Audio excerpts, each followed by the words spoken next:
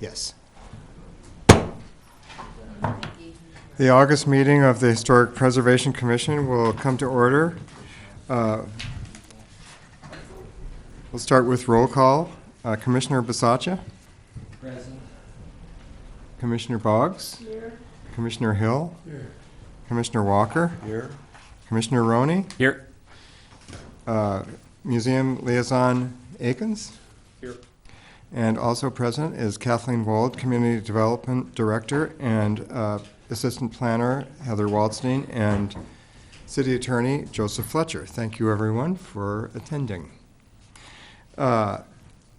We'll start with the minutes of our July 10th meeting. Are there any comments from the commissioners, changes, revisions?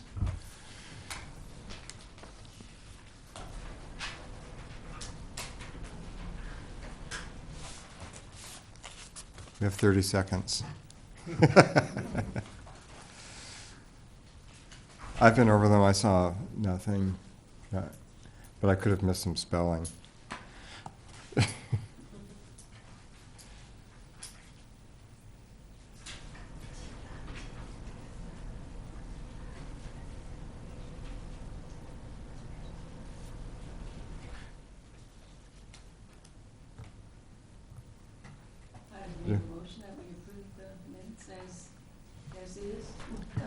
Do we have a second?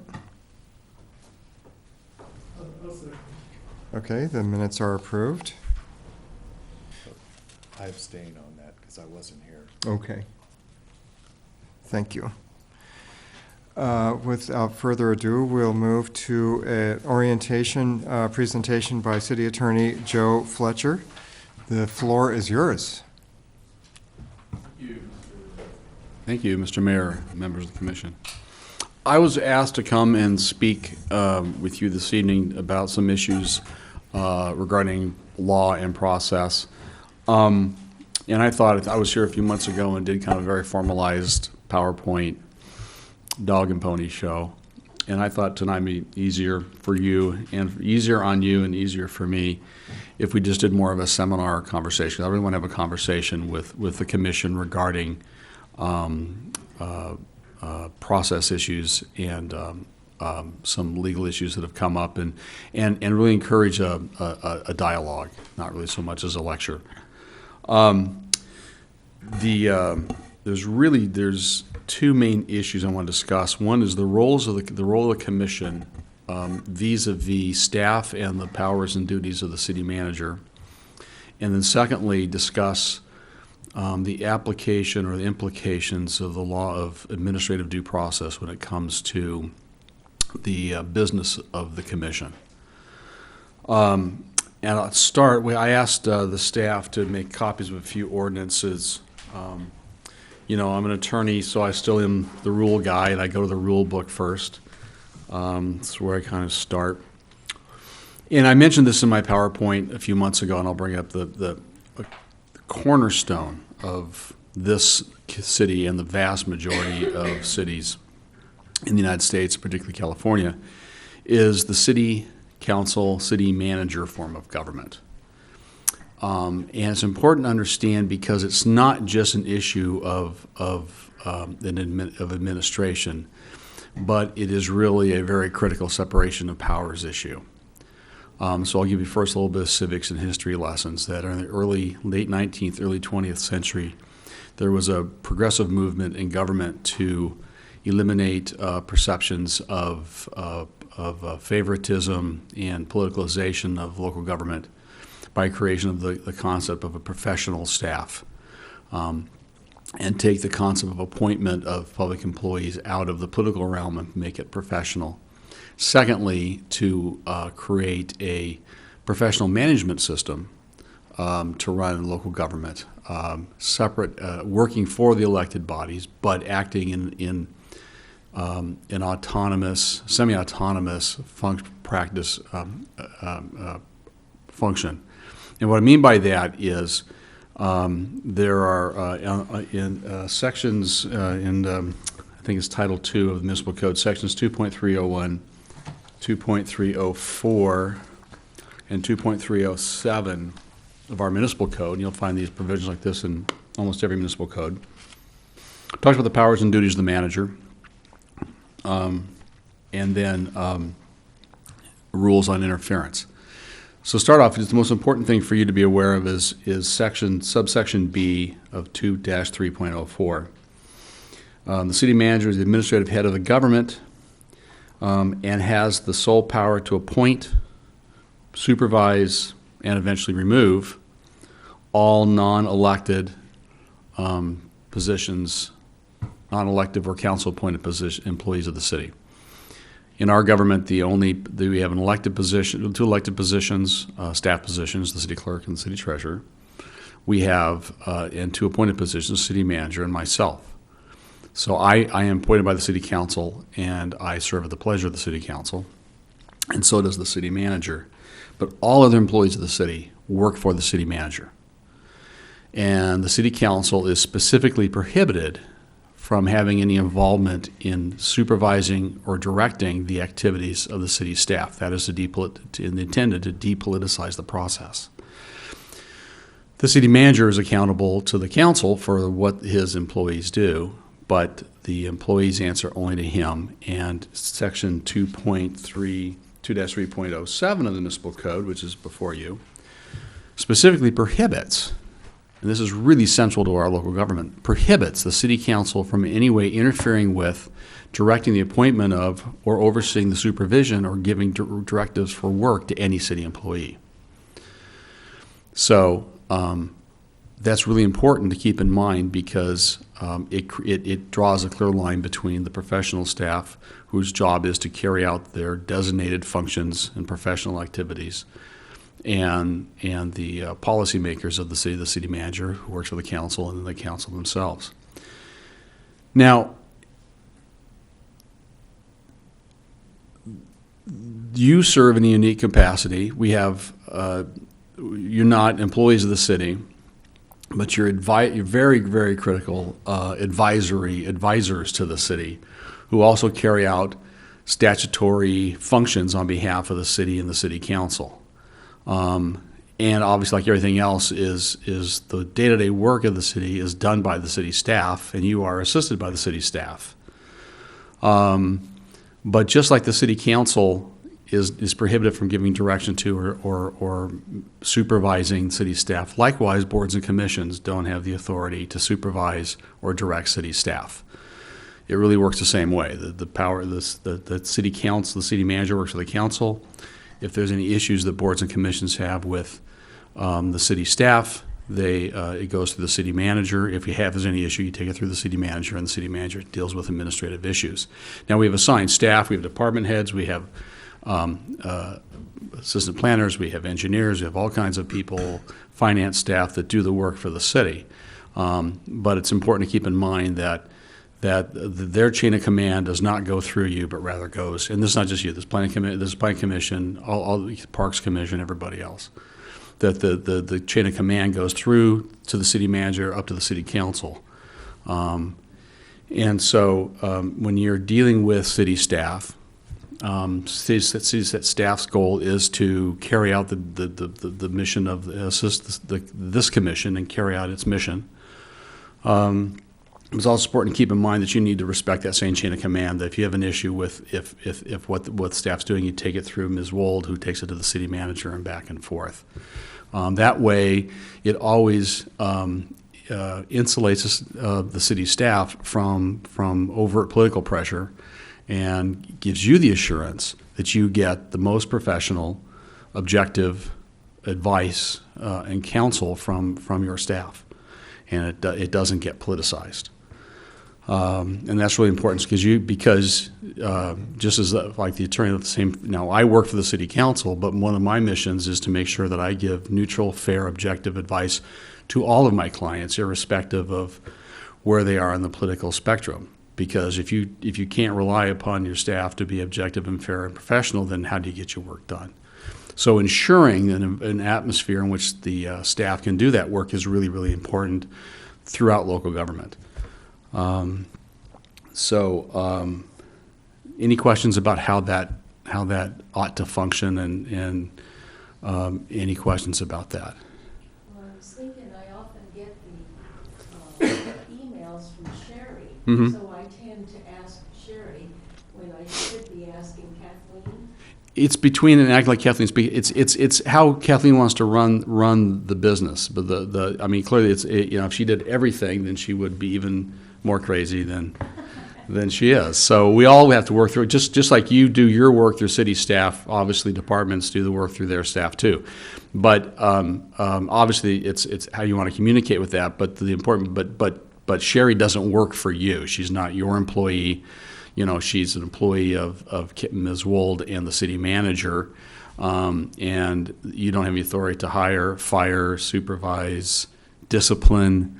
That's the important point, that we carrying out the work is done on a personalized basis, but the management and supervisory side of the business is not within city council and therefore board and commission jurisdiction. And if any issues, and this is often just literally not, we come to work every day, particularly the appointed folks like you that put in all the time and do all the hard work. You come in and do your thing, and you rely upon staff to get it all put together, and that's what the staff's goal is to make it all work very smoothly. If you ever, only when there's some crisis arises or a problem arises or something does this come up, and often it never does. But I wanted to, give you some ideas of what to deal with when you come up with any sort of personnel issues or any other operational issues that you have to be aware of the chain of command process and how to address an issue if one comes up with involving any city staffers. And that could be either staff that works directly with you or other city staff that you encounter. Either tangentially, you might have someone from Public Works appear before you when you're dealing with a particular project or something like that, or whether it's just people you encounter day to day. Same principles apply, although most most of you, like the Parks Department, Parks Board, most of their interaction with staff comes through the Parks Department and their staff. Likewise, it's the Planning Department. I have an inquiry about all of this. We're sitting here with three people that we have contact with. That would be Sherry, that would be Kathleen, and it would be Heather. And often and our chair of the commission also. And when we send an inquiry to the one that usually sends stuff out to us is Sherry. Mm-hmm. So you reply back to Sherry, and she's handed it off to Kathleen, who's handed it off to Heather. We don't know what the chain of command is, really. That's one. And we've never had this many people handling our business. It's always been one person over there. And so it's unique to us about where we're going. For instance, let me give you an example. There's an issue that came up after, and one of the things I think is great, what Sherry sends out, the agendas for the other commissions and to us. And that kind of cues us up to the ideas as to what they're going to be dealing with and if there's any overlap with our commission. And one of the items that came up was a concept review that the Planning Commission is going to do on the old bookstore, which is next door to the library. The old bookstore happens to be on our very sensitive historic sites of merit. And it also, that property has come before us at least 3 times before, and it's usually connected with the expansion of the library, the plan Right. that happens there. So, I'm sitting there and I see something that I thought should be, come before us. I don't know if the planning commission really understands that this is an historic site of merit. And I wondered, and so I sent the email back to Sherry, and she passed it on to different people, and ultimately, I got an answer from Heather. So the question is, we're kind of wandering around here, not really knowing which direction we should, and we want to proceed the right way. So maybe we could firm up exactly who should we be sending these things to, who's going to act on these things. That would help us a lot. Excellent question, and I'm more than happy to let Ms. Wold discuss. Yeah, I'm happy to answer that one. So Heather Waldstein is your commission liaison. So if you want Heather to be a direct contact for you and bypass Sherry and myself, I mean, really, I only get involved for, as a director on issues that Heather asks for my opinion on or my direction on. I'm just sort of the supervisor. Heather is the one that's your liaison. So Heather, I assume you'd be happy to take all the inquiries. That way you don't have to feel like you're going through so many people. Just send it directly to Heather. And then if there's some issue, you would contact me if there was some issue, either in the timeliness of Heather's response to you or something you disagreed with regarding Heather. I just am the next level up, as Joe was just indicating. I'm sort of the person that you would go to if there were issues you didn't think were being resolved correctly. Okay, so we should just regard Sherry as the dispenser of information to us, and she has no answers.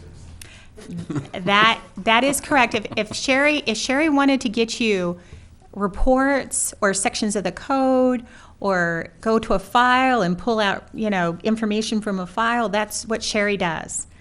Copies of minutes. If you said to her, I really want to see the report for the concept plan for the bookstore next to the library, that would be Sherry. Just giving you information, collating them, and sitting it out. That's Sherry's job. If you want to know how the process works and why a concept plan was going to Planning Commission, then you'd be talking to Heather.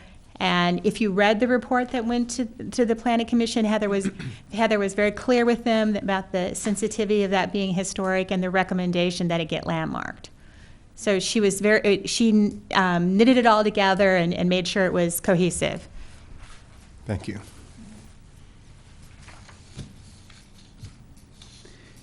Any other questions on this concept of relationship with staff and role of staff? So needless to say, and it comes up rarely. It comes up, but it does come up with the issue at the city council level at times over the issue of access to personnel records or access to information about employees.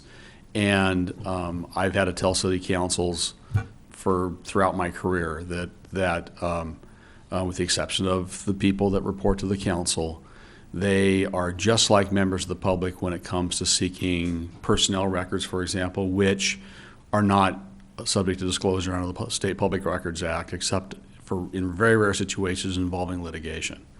So they're exempt from disclosure because of privacy interests that belong to the employees. And then even though the city council is the legislative body head of the city, the courts have said, because in the city manager form of government, that because they don't have any supervisory or management control over the employees, they're not management for those purposes and therefore don't have access to those records.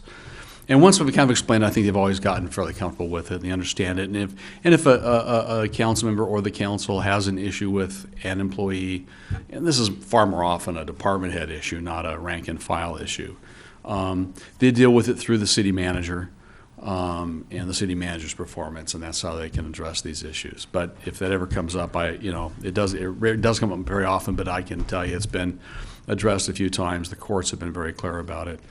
in cases that have been litigated, that then unfortunately those records are not available to elected officials. Even though they're head of the organization, they're not. They're treated just like the public for purposes like that. I'm sorry to interrupt, but evidently we've had a couple of phone calls in that we're not talking loud enough. So please make sure your mics are on and make sure you're talking directly into them. People at home aren't hearing us, so thanks. On TV right now? We don't stream this, do we? It's live. So that's, any other questions on the employee administration side? If not, then I'll move on to the other issue, which is a unique conversation to have about this commission. It comes into play with the issue of due process, but the first thing I want to talk about is the powers and duties of the commission, because they're surprisingly broad. Let me start off by saying, there are cities and counties throughout California have boards, advisory boards and commissions, and they range everything from oversight boards like in Los Angeles, where you have boards that actually run departments, airport commission, the police commission, the utility commission, that are administrative and run the city, to the far greater majority of communities where the commissions are purely advisory, policy advisory organizations to the city councils on things like parks and rec or museums or community services or social services. And then there are the in-between boards and commissions like this commission, which serve a dual function. They serve as policy advisors to the city council on an area of city business or a function of the city. In this case, of course, is historic preservation. And they also serve as a hearing body, where they have, in many cases, final decision-making authority, in some cases, advisory decision-making authority on entitlements.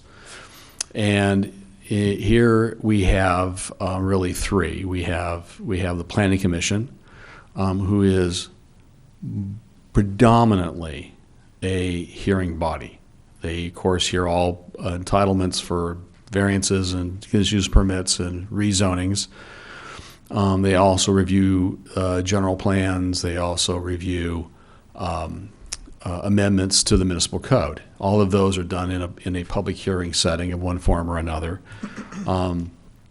And then we also have our newest commission, the Board of Building Appeals, which has two functions. One is to hear appeals on building permits and their application to the California Building Code, as well as periodic updating. Every 3 or so years, we get a new state building code that we have to adopt locally, and then they have a role of advising the city council on the periodic updates of the building codes.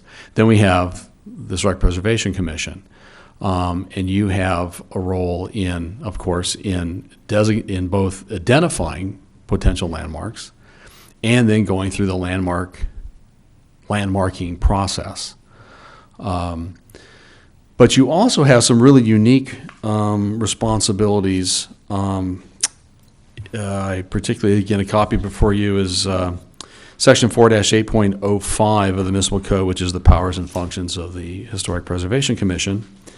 And if you look at subsection G and I think it's J, G is to advise and assist property owners of landmark properties or properties within historic districts on physical and financial aspects of preservation, renovation, rehabilitation, and procedures for inclusion in the National Register. So I'm not sure exactly what that means, because this is someone who's always been through the entitlement process. Their property has been landmarked or their neighborhood has been put into a historic district. But it assumes that the commission is going to be a resource to specific property owners on, now that I'm landmarked, what do I do? How do I make the most of this? How do I, fulfill the spirit as well as the letter of the landmark designation? And then I is similar to what you have with other boards and commissions, to inform and educate the citizens of the community regarding historic and architectural heritage of the city. And do such things as produce maps, brochures, newsletters, an educational and community outreach function. So you're not just giving advice, you're a resource to the community. And I think that's done in recognition of the unique skills and orientations that the persons on this commission bring to the job. Because this presumes that you've got significant interest and or knowledge in the preservation environment. So those are somewhat unique. There's a provision K here that you determine where designated historic markers are going to go. That is really common. I wrote an historic preservation ordinance and created a historic resources commission, it was called, when I was city attorney of Santa Ana. We had to start from scratch with this, and the historic marker exercise was one of the things that we gave them the responsibility to do, to determine about placement of historic markers in the city. But the important part for tonight I wanted to talk about is really the process about landmarking and the process about preserving those landmarks, because we have the issue. Yes, I'm sorry. Yes, Ms. I Boggs. have a question on the markers. What if the owners refuse to put up the landmark sign? We cannot compel people. It would be technically a taking if we force them to put a marker on the house. I've used various methodologies to try to encourage it. Everything from making a condition of a mills contract. So you have a contract that gives you the right to do it. Normally, what I have seen communities do, and I think we did this when I was in Santa Ana, we said for those communities that didn't want to participate, we did what I call the George Washington thing. The George Washington slept here. So out on the sidewalk or on the street, you put a marker on the sidewalk adjacent to the property telling the public about this adjacent property and how it's historical. That was the solution we came up with in a couple of cases where people didn't want to put it on their building, so we put the marker up on either in the sidewalk or actually a post like a stop sign with a sign on it. I call them my George Washington signs. Yeah. The important part, the substance I want to talk about today, of course, is the landmarking process, because you have been given the responsibility to inspect properties and make recommendations regarding landmark status, designation of districts, as well as our points of historic interest designation also. The important part I want you to be aware of in that is that process where we are affecting someone's real estate, someone's property, invokes constitutional due process. Government cannot take property without due process of law. So when we are affecting someone's property interest, whether it means valuing or devaluing, increasing or decreasing the value, it doesn't affect you. You say, wait a minute, you're getting a big windfall by this entitlement we're giving you. Irrespective of that, we're affecting the value of property or affecting the ownership of property, we must provide due process to the property owners and anybody else who has a vested interest that may be affected. So therefore, the community, the adjoining property owners whose property values may be affected by the decision. So in all those cases, you have to have due process. There are a million different ways it can be discussed and described. I've looked at different resources. There's case law that talks about administrative due process. It's court-like, so we often a term we use is quasi-adjudicatory. It's like a court. It's quasi. We're not doing like a trial, but it has a lot of the elements of a trial. And I thought one of the best descriptions I found is 3 elements that must constitute a process that complies with due process. 1, there's adequate notice to the parties, affected parties, so people know what's going to happen. That all affected parties, and it's not just the entitled, not just the applicant or the property or the subject of the decision, but those who could be foreseeably affected by the decision, an opportunity to be heard, to give you evidence, And then they also have a chance to controvert the evidence, submit their own evidence. What that turns you into, in those, when you put, Ms. Boggs wears hats, when you're changing hats, when you were in your hearing process, when you're wearing your quasi-adjudicatory hat, you're sitting as a court or as a judicial body. What that means is that there must be an administrative record, just like you have a court reporter in a trial who's taking down everything that's said in trial, so that can be reviewed on appeal. Everything that goes is the basis of your decision must be presented to you in this hearing room. So that anybody affected knows what the evidence is and has a chance to controvert that evidence.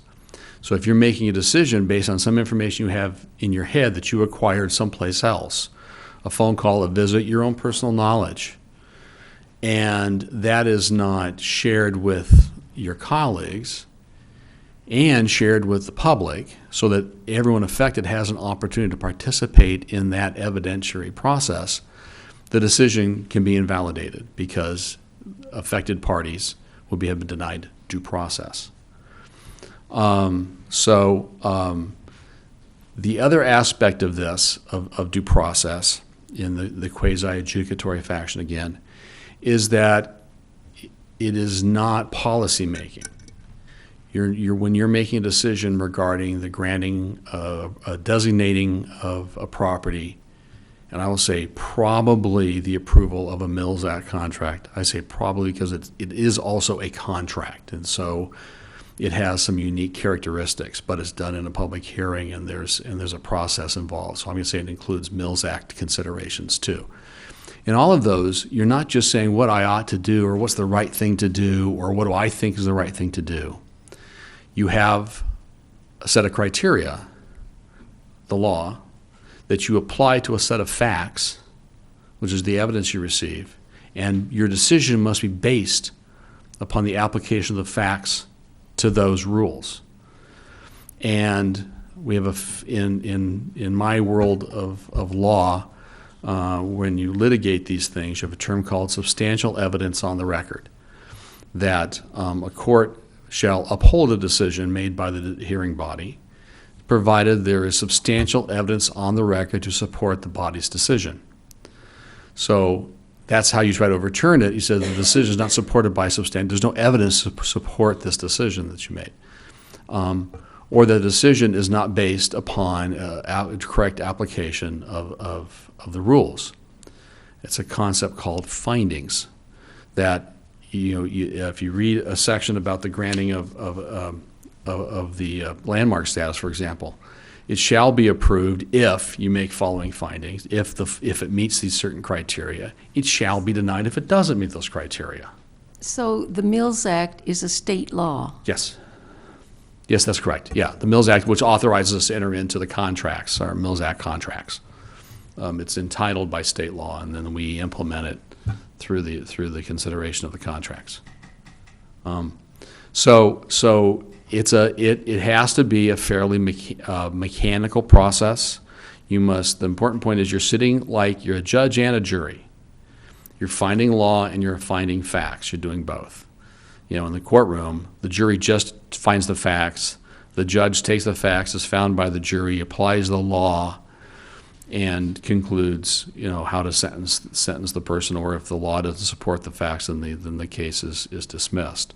So, but you're doing both. You're applying the law to the facts, and so the really important part of that is that the evidence that you rely upon is presented here, and what that evidence is really three things. One, the historical report that is prepared, that is your staff report, that should contain all of the facts to support the necessary findings to approve or disapprove whatever the staff or consultant's recommendation is.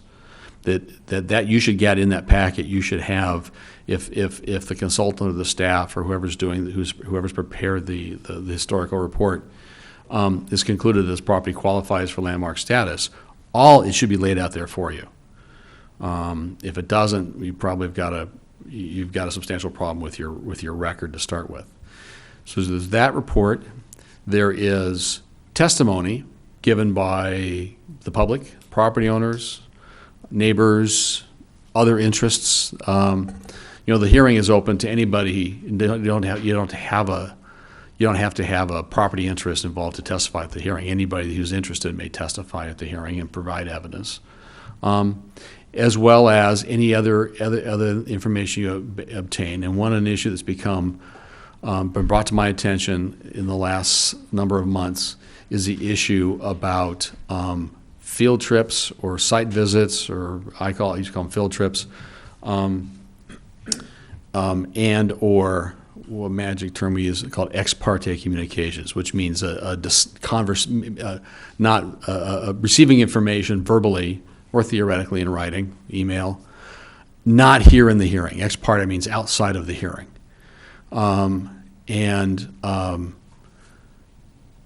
The very best practice when it comes to ex parte communications is for you not to accept them. If someone wants to talk to you about an application, for or against, you say, thank you very much, but there's going to be a public hearing on this, and I would invite you to come to the meeting so that all of my colleagues can hear you, and not just me, because I'm not a sole decision maker here. I'm one of 7 who's going to make this decision. So please come to the hearing and testify, or send us a letter, and send it to Sherry, actually to our staff, who will then distribute it to the other members of the commission. If for any reason that can't be done, let me add a point, go back. So, and when the other point of it coming here, or even someone has a letter they want to write, if they send you a letter or an email, is that, again, not only is it to make sure that the rest of the commission hears this information, but again, the public has the information and they have a right to comment on it. And, as we said, the chance to controvert the evidence. So if the commission is relying upon an argument or facts submitted by somebody, and the applicant or the opponent or the interested party doesn't know about it, there's a fundamental risk to due process there, because they hadn't had a chance to controvert that evidence. So that's why it's really important that it be submitted here, so that we can put it in the staff report or in the record, so that everybody has an ability to see it. Because under the Brown Act, we have to make the staff report, anything submitted to you must be made available to the public to review. So that's a way we can make sure we do that. The courts have said that non-systematic ex parte communications, meaning this is a small town. Even among small towns, this is a small town. And you bump into people on the street, in the park, at the grocery store, a million different places. It's probably hard when there's a controversial project going on. It's probably hard not to get some information, and people want to talk to you about it. If you can't avoid it, what the court says you must absolutely do is, when the hearing begins, and I think, do we have this in our hearing script? I'm asking Ms. Wald whether we have that as part of our hearing script process or a hearing process. We do it with the Planning Commission.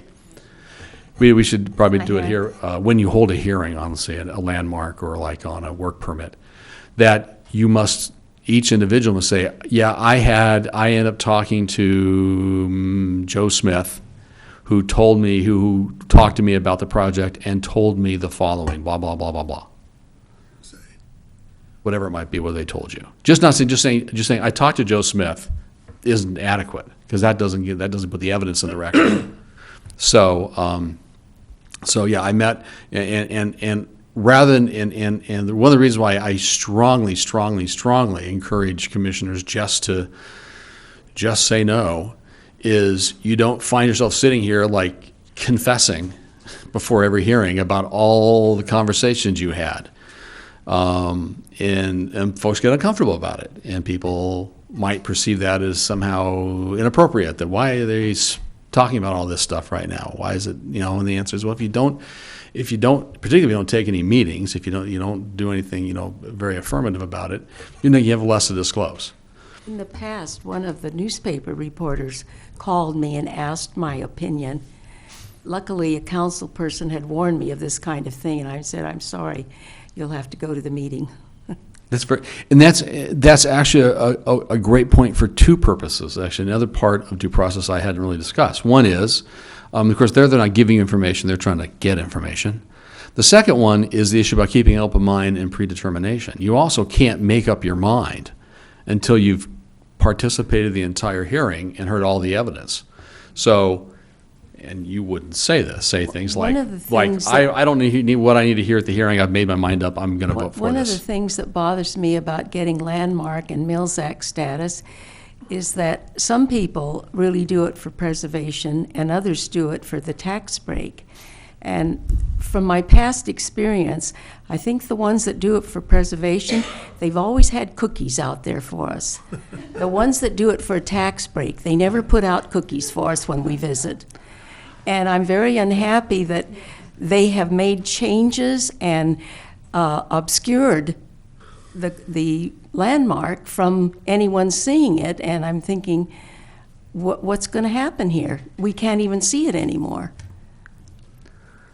But legally, they can do that.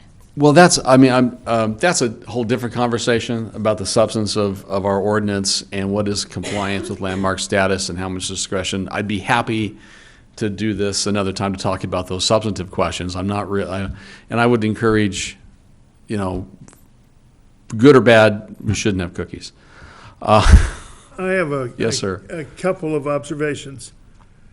One, we've always done this site visits. I've been on this commission forever, and going way back to 20 years ago, we've been doing site visits so that we could, if an owner wanted to put up, I'm just going to throw one out, the one at 1,000 Foothill, he wanted to put up a wall. And he brought us out to the house and he put up, because in Los Angeles they made you do these things for walls and so on. And so he had a string that was at this level and this level and this level, and he was explaining all of this to us. Actually, could I interrupt you because I haven't gotten to site visits yet? Because you're right, that's a slightly different topic than just, what I'm talking about is where you're at the grocery store or someone calls you on the phone and says, hey, I want to bend your ear of why I think you should or approve this or not approve this or whatever. Let's talk about site visits next. Okay, Yeah. the second part of my question is, I'm a little bit confused when you're talking about the hearing. Yeah. Because what happens in the ordinary course of business, we'll come to a point where we're ready to take a vote on a landmark status, and we just do it as a matter of course of our business. Somebody says, I would like to move that 222 ABC Lane be designated as a landmark. And then we vote, and then that announcement goes to the city council and they act upon it. But now you're talking about a hearing. It sounds very formal. Yes. And are we not to be considering these landmarks and status of making them landmarks only at a hearing or just as a matter of course of business? I'm going to make a look at staff because section 4-8.08 of the municipal code says the Historic Preservation Commission shall, within 90 days from receipt of a completed nomination in proper form, hold a public hearing and adopt by resolution a recommendation of the nominated landmark or historic district does or doesn't meet the criteria for designation. So maybe you're not even aware you're holding a public hearing. Are you indicating that you guys have done landmarking a property without an application being submitted and a staff report? You don't see what happens at your end, so it just comes up, it's an item on the, Oh, okay. schedule No, of business. that's a formal hearing. When we agendize it, staff, want to go ahead and explain this, Heather? Sure. what I was going to say was, when you receive the agenda and you receive the staff reports, you'll notice at the top of the reports, it'll say, discussion item, informational item. Occasionally, it will say public hearing item. You don't receive as many public hearing items as, say, the Planning Commission does. A lot of them are discussion items because they were, brought up in previous meetings, and staff is coming back to you with a report to open up a discussion or a dialogue.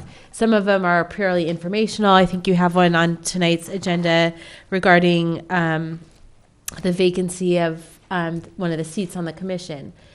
For landmark nomination, we recently did the firehouse, the fire station, and that would have been a public hearing.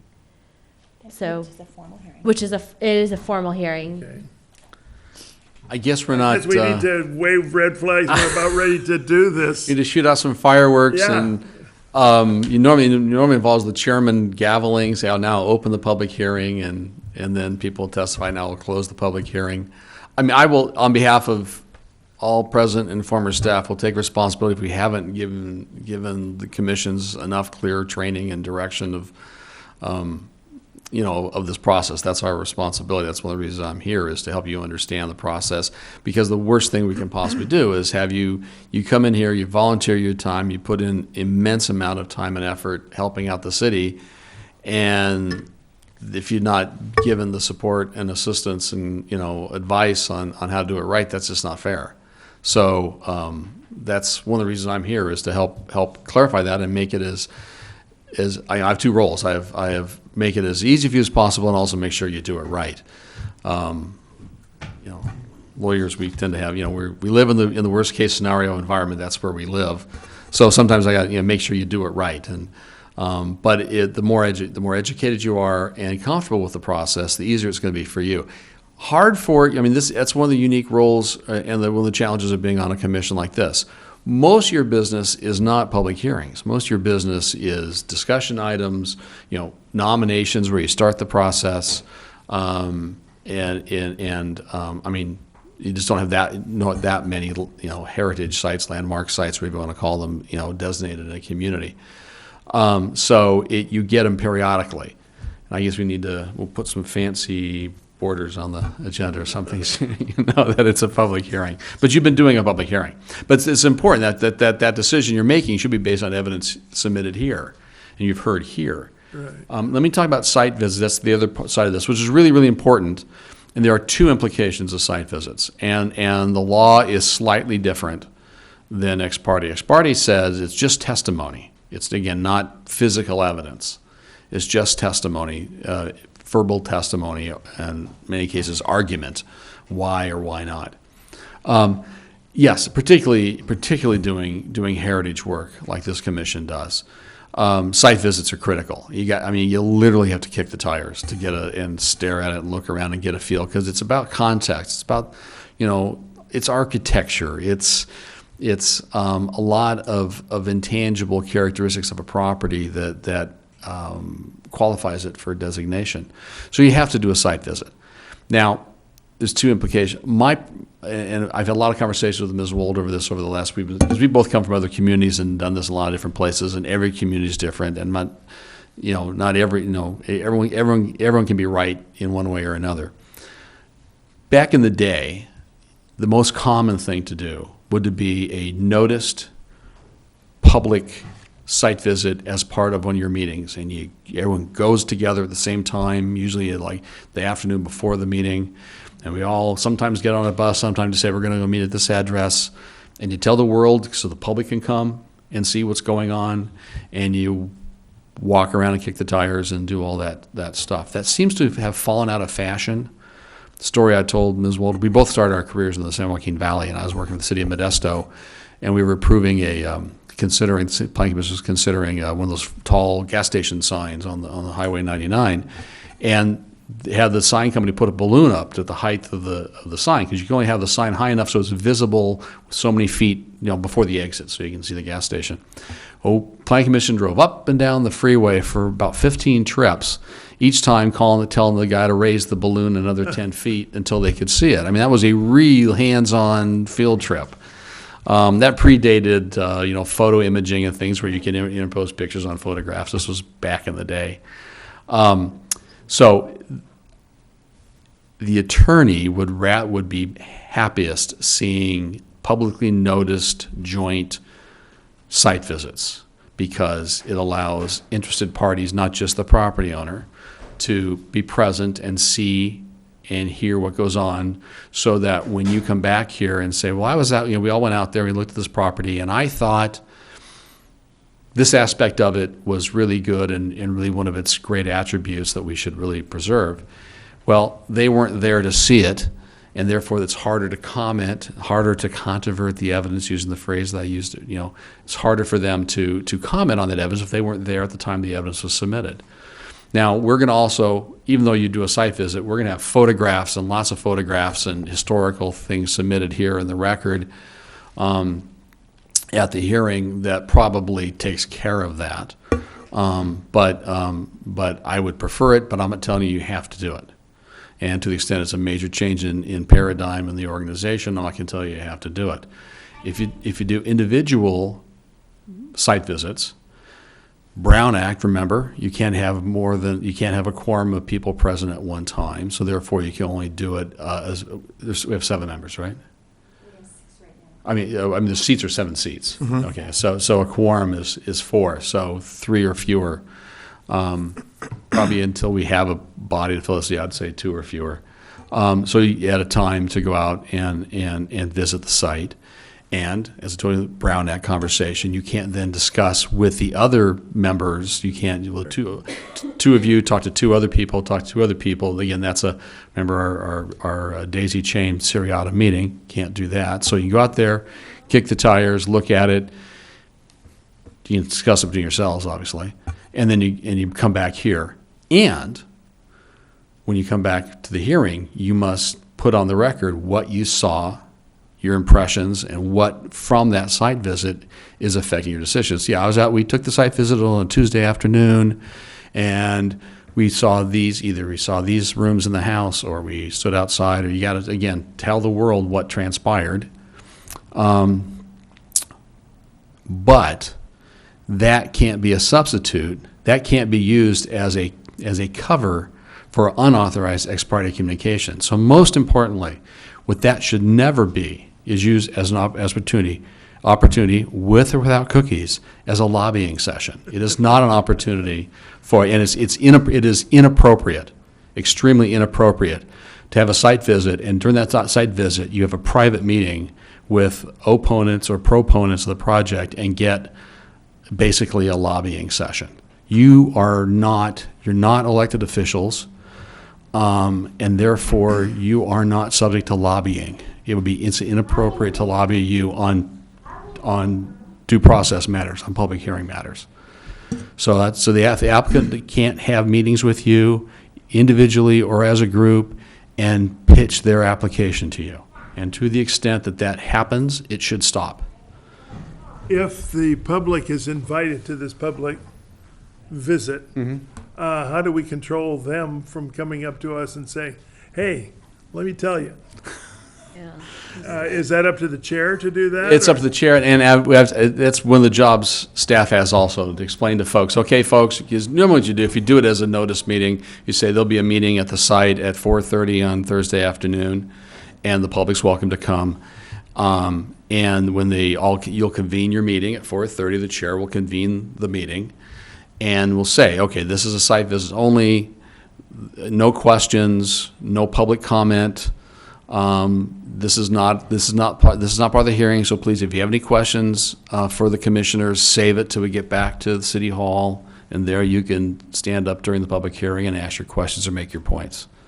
That's like I say, and that's what I'm saying, that I'm telling you that my opinion is best practice, but not a practice you have to follow. And that's the benefit of doing individual site visits, is that doesn't happen. But the downside of individual site visits is being turned into lobbying sessions.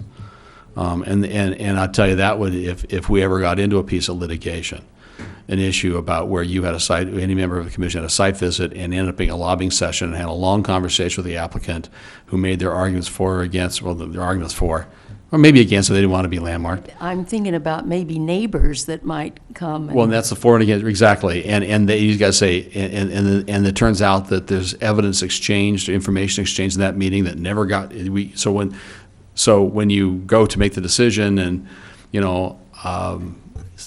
I'm making a total hypothetical, they promised to re-roof it in the next 3 years, and because of that, I'll support this. Well, it turns out that was never in any testimony. You go back to the audio tape, no one ever talked about re-roofing it. That was some promise someone made at a site visit. That can invalidate a decision, and so that's why it's really important that and it's a responsibility that falls on your shoulders individually and as a group to make sure that you get the information you legitimately need on a site visit, but you do it in a fashion that preserves due process. Yes, sir. So I want to make sure of this because some of what you're saying happened in real time on a site visit. Mm-hmm. And the person who invited us there was asking various of us what he could do. So that therefore would fall outside of this due process thing that you're like, we should What just- could he do? I don't quite understand. Well, what could he do to make it work? What could he make? Yeah, I'd say that's To not get what he appropriate. wanted. Yeah. Okay, so in other words, we should have just been there gathering information and going, oh, Yes. And then likewise, I had somebody approach me in the hardware store about it who was related to the project and said, what could we do? So it would have been, it's inappropriate for me to really say anything. You say, I am really, really sorry. Mm-hmm. I am so sorry I took this appointment to the Historic Preservation Commission. I can't talk to you. Okay. I've well, had this that's conversation good. with other commissioners in this community and others that say, yeah, it takes the fun out of going to barbecue sometime because all your neighbors hit you up on Sunday afternoon. Oh, hey, so what about this thing, And you go, guys, I can't talk about it. Sorry. Gotcha. Okay. Yeah. Yes, sir. I have a question because it seems like our process that we follow here is different than what I read in the law. It sounds to me like what's in the law, that if there was a group of citizens that were the Friends of the Jones House or something like that, and they nominated that property to be a landmark, that it would be, the nomination would come to us, and it would strictly be our job to decide if that house fit the criteria that are established. How is that not consistent with our practices? Because right now, we only look at properties where the owner has agreed to it. And when you read the law, it sounds like the owner is free to file an objection with the council when it gets before the council, but that would never be a deterrent for us to do our job in deciding that it meets the criteria and therefore make a recommendation to the council that it. I will defer to staff on that. I don't have a. I think that it was my understanding that while the code states it that way, it has always been the policy that the property owner, I guess, sign the application for nomination or give their permission to be considered for nomination. And would that give due process to the Friends of the Jones House that wanted to nominate, when it says in the law that they have the right to nominate and have it come before us and have us decide and then send it to the council? That's correct, but it's also been the city's policy to ask for the property owner's permission. And I guess that's why I'm asking him, is for clarification. Oh, 'cause it sounds like I'm with you There's now. an unwritten law here that isn't in the. So your question is we haven't had a community nomination happen in the. No, we haven't, but we had a recent nomination for Landmark that about a year ago, I think the commission had wanted to nominate this particular property, and staff requested that, we get property owner's permission or signature on the application to do so. And that was based on city policy that's how we've always done it, is get property owner's permission. And that's well, I'm going to answer I don't have a quick answer on the question of what remedy the Friends of the Smith House may have if we refuse to process their nomination papers. That's not a due process question. That may be a question of whether we have an obligation to process the application irrespective of the opposition of a property owner. But that's not the due process is how the hearing is conducted. So, the council hasn't, I mean, it's been a council policy, right, that we're not going to nominate properties, we're not going to designate properties over the objection of a property owner. Is that correct? Very common policy. Really, I mean, in many cases, it's codified into the ordinances, that we won't do it over the objection of a property owner. I think the law is you can. I think generally, as stated as constitutional law, you can do that. But the question is, I don't think that invokes a due process question. That invokes maybe another question of what if someone does that, and the property owner objects, and therefore we don't ever process the application. Can those interested parties bring some lawsuit against the city, would be called a writ of mandate, to compel us to process the application? I don't have an answer, and hopefully that's a hypothetical question at this point. Whether we've had any community members that have wanted some community group or property owners or neighbors that have wanted some property landmarked that never got to a hearing. Well, we do have a situation where there's a group that has talked about making their neighborhood a historic district, and it does say that 51% have to approve for it to become a historic district. Really common with district designation. Right. Because, so in that case, yeah. an individual property owner could have the property made historic over and above their objection if 51% of their neighbors. That is correct. I mean, that happened. Yes, and in district, which we've not designated a district yet, have we? No. In district designation. We want to be prepared. Yeah, in district designation, that does happen. And some cities have a higher threshold. 50, a majority's fine. There's nothing wrong with that legally.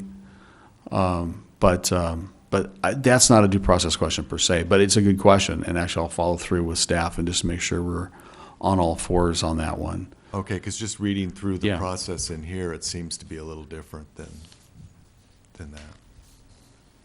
Were there any questions about the review process? I notice on your agenda tonight is an appointing of an ad hoc committee. So as I understand and tell me if I'm wrong, our process is when someone nominates a property, we then appoint a committee of the commission to do preliminary work on the application and make a recommendation to the body. Is that correct? Yeah. Well, sometimes we will, an ad hoc committee could be a committee of one. And that person, we might ask to approach a property owner about their interest in landmarking, or approach a property owner about his landmark and how to proceed with an issue. But that's not a conflict of our mission, is it? That's what I was asking. I don't think so. Well, let me ask,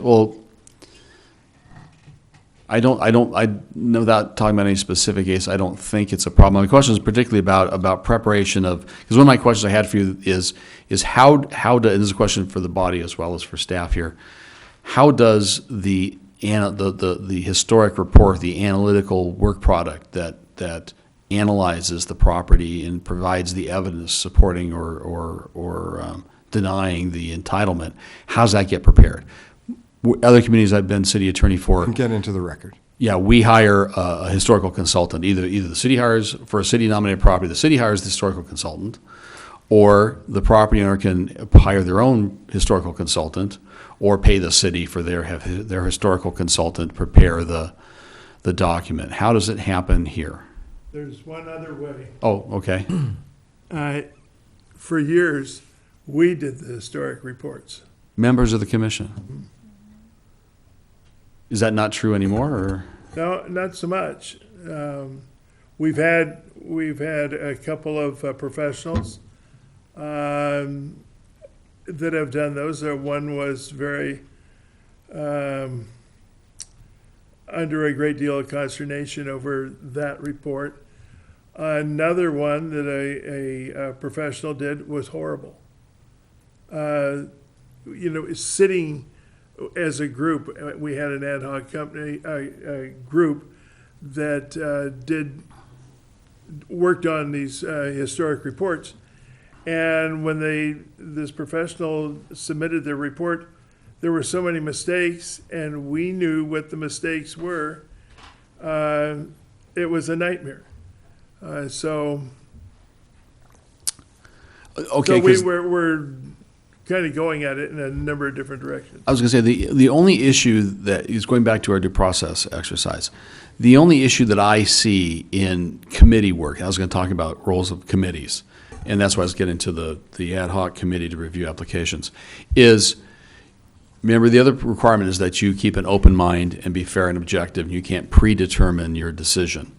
And so you can't be, if you're the hearing officer or the hearing body, you can't also be the applicant. You can't be the advocate for the project.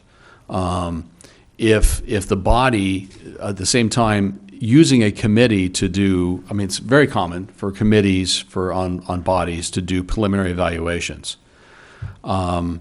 But I would hope that the fundamental evidence that's analyzed by this body comes from someplace other than the body itself. At some point, you run the risk that you go from neutral decision maker to advocate or applicant, representative of the applicant. And it's just, I'm not, again, this is one of the things I can't tell you it's absolutely forbidden, but when you're doing the work, it's very important to preserve all objectivity in the process. But it does say that the nominations can be made by a member of the Historic Preservation Commission. Absolutely, nomination, absolutely. The question is, okay, we have a nomination, now we have to develop the evidence to decide whether it qualifies. Remember, you're going to take the facts, apply them to the rules, and make a determination whether it qualifies or not. So the question is, where does that information come from? And I'd say the better practice is it comes from someplace other than from yourselves. I was just going to ask if you could speak to, like, we had a situation not long ago where, regarding the fire station that Heather brought up earlier, where, the commission might have done some pre-work before it became an application, but then after it was an application, then went out and spoke with her. So then I want you to explain to them that situation, because the outcome of staff's report and what ended up happening when it was evaluated by staff really wasn't the way the commission wanted it to go. So they went out and reached out to her, and that probably was not something that, I just want you to address that, because It's a really, it's not just that there's work done at the very beginning of the process and then sort of an arm's length once it's submitted. There's a continual outreach advocacy position all the way through. And I don't know that it's clear when they can do that and when they can't do that. I think one of the problems is we don't have a group of citizens that have a conservancy, or like Los Angeles has a Los Angeles Conservancy, and they bring these things before their city, as does the San Buenaventura Conservancy. We really are the advocates of historic preservation. So that's kind of something maybe we should look at, is how do we preserve our objectivity and also be the ones who are advocating on behalf of well, that's interesting, because that's why I walked through the steps of the powers and responsibilities of the commission. Clearly, the city council looks to you to be their particular advisors and I'll say advocates on the issue of preservation. So, and clearly you cannot, the body or members of the body can make a nomination. What I would recommend is, and I'm assuming somewhere there's a gray area in here where there's a piece of property that folks, staff, you think this would be we need to preserve this property. This property should be landmarked, and that might mean that someone needs to reach out to the property owner to say, hey, look, I don't know if you're aware of this, but your property is subject to landmarking. It's you may not know its historical character, and educate the property owner on their property.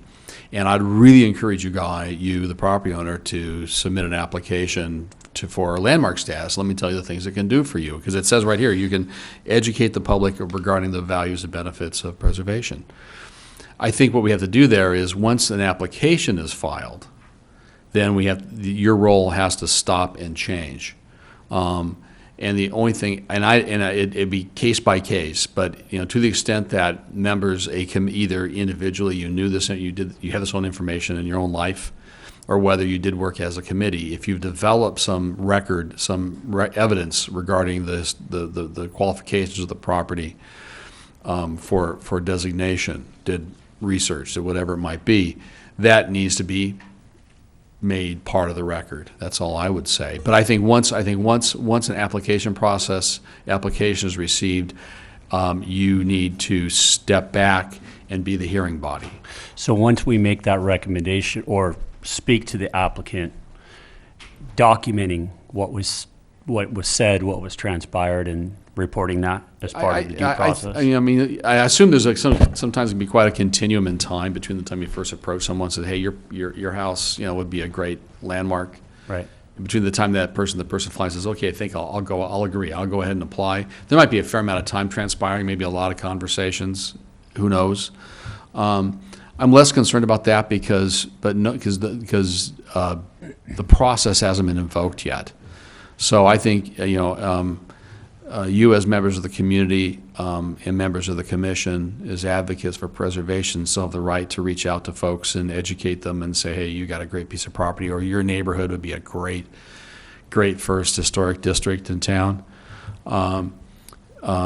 And I think you need to disclose that here at the body. I mean, you should be, if you're doing it as members of the body, you should probably do it as members. You should probably do it in some formalized fashion as a committee or something, so you're reporting back, so the record is kept. But then once someone submits an application and seeks the entitlement, then I think the process stops, and I'd put the burden actually on staff to work with the commission members, whoever have been kind of the advocates for this, to get that, whatever they have that they use to help make the case, get it into the hands of the staff and the hands of the property owner so they can use it in their application. And then then no more meetings, no advocacy. Then now you have to be the neutral decision maker. But then would the staff write the historic report, or would they have to contract out with a? Whatever makes most sense for the city. And like I said, having members, having a formal ad hoc committee of the commission write that report, I don't think is not absolutely wrong.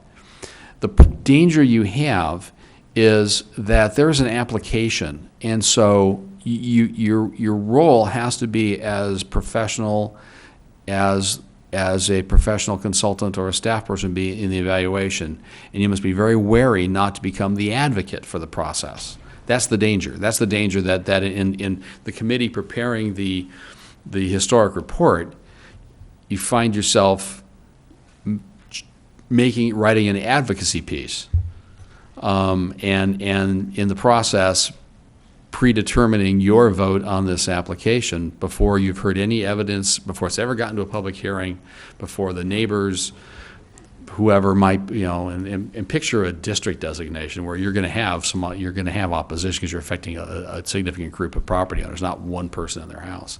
So it's a process that I think is potentially fraught with due process dangers. But again, I also, and I've told people this, Ojai is a really unique community because of the size of the community and the engagement of boards and commission, that we have boards and commissions that do what I tell you in most of California is staff work. But we don't have the manpower or the money, so we use the expertise and knowledge of commissioners to do it. The burden falls on the commissioners to be as neutral and professional as and not get political and not become advocates, but do the same work you would do to help educate and inform the public and the decision makers. That's all it means. I have a question about liability. Are we protected from lawsuits on this commission? You are entitled to statutory indemnity for any suits brought within your official course and scope of duties. That's a real lawyer answer, isn't it? Yeah, but I won't go beyond that. But sorry, but that is if someone files a lawsuit someone challenges the approval or disapproval of a project, make it real simple, and they name you as a defendant, and they'll do this sometimes, they name city council members in lawsuits, although it's the body, it's the corporate entity you sue. The city and our insurance will defend and indemnify you. But there's more I want to talk about. Yes, sir.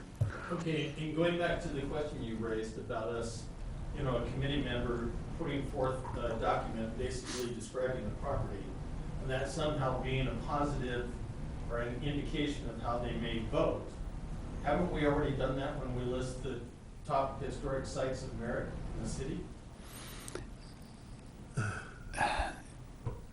We have to. Is It's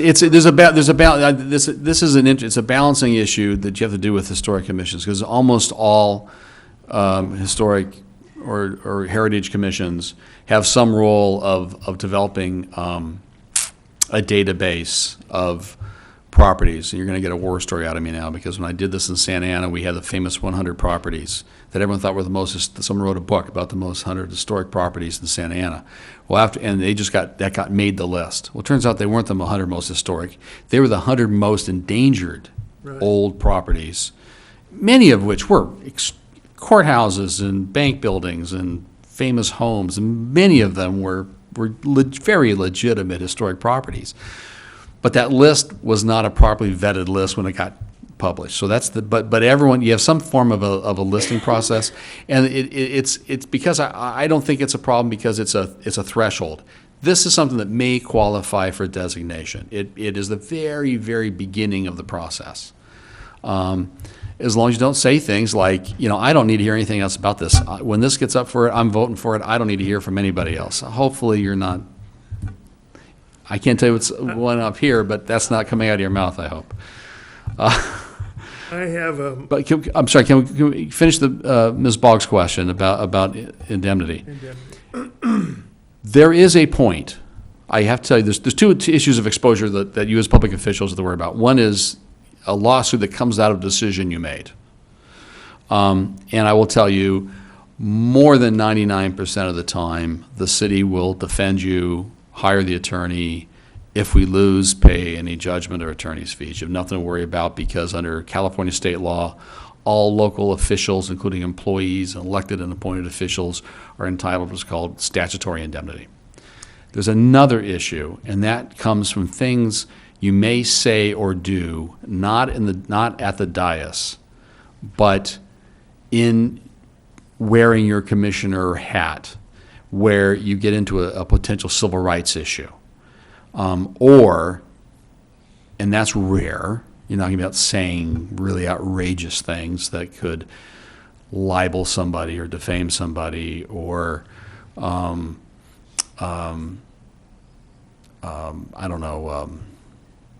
kill a real estate transaction. Here's one I think I've heard historic commissioners worry about.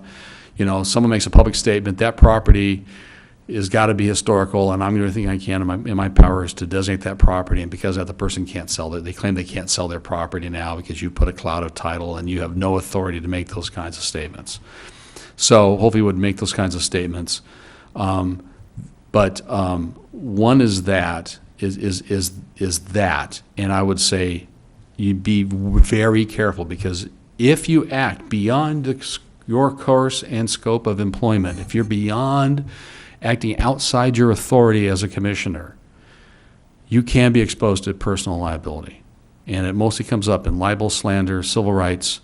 And the other one is, and there are two cases, I'll tell you that I've had to advise city council this, there are two cases in federal court throughout the United States where city councils were held personally liable for damages because they ordered officials to do things they had no authority to do. It kind of takes us back to that personnel question.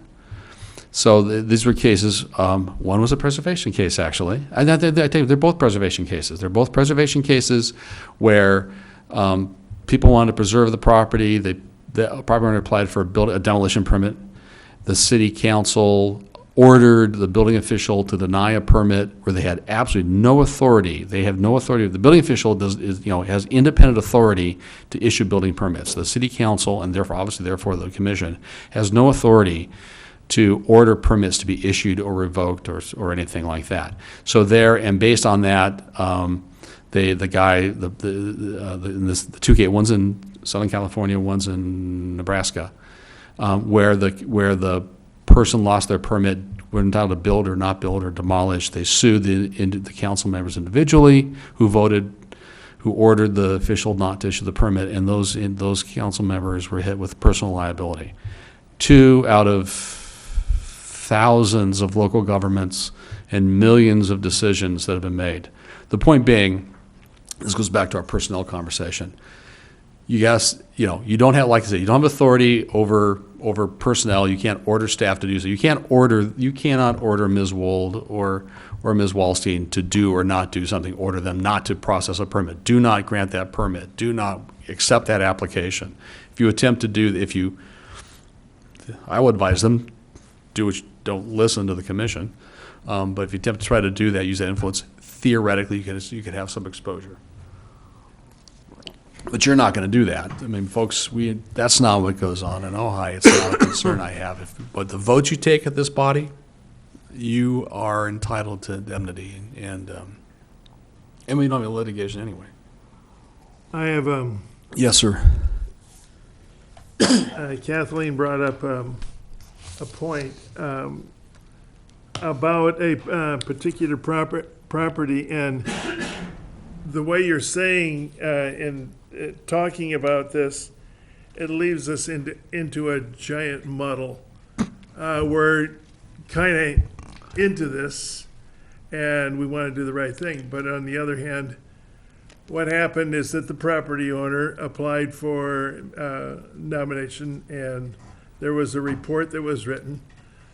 The staff came back with a recommendation, and that we questioned the decision, and then it was a question of what are we going to do?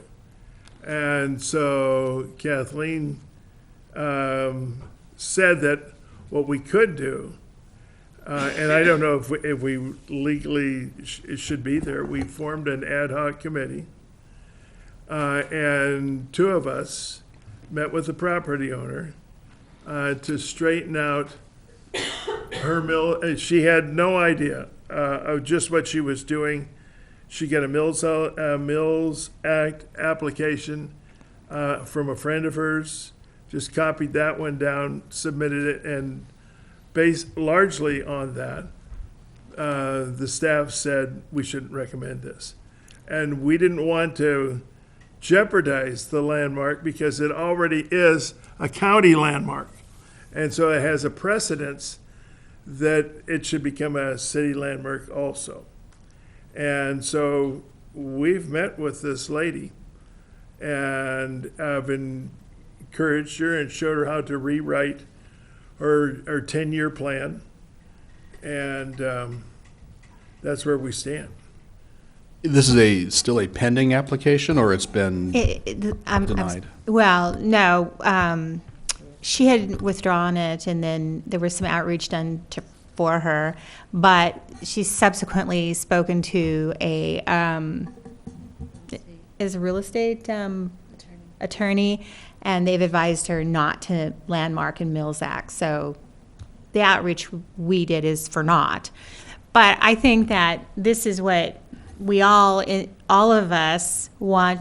That's why he's here tonight, is to give us direction. So, right. I mean, obviously, there's 2 separate things. One is landmarking the property, which in this particular case, staff didn't have any issue with landmarking the property.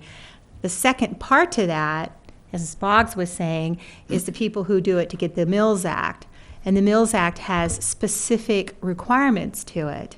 And so staff, what I tried to explain is staff is tasked with a very narrow findings of why we would grant somebody property tax relief because of how it affects the rest of the community. Okay, and this particular case, there, as he says, that it was more just kind of a, not a thoughtfully, it was more like, well, other people had done this, and this got them Mills Act. I just kind of followed the same thing. And so I think we just need to speak with you know, and I think this is some of the things, like you said, in past practice, or they've indicated for 20 years they've been doing this outreach.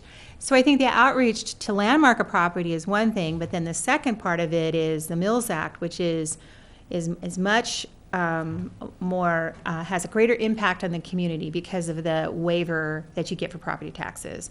And that was kind of how it went.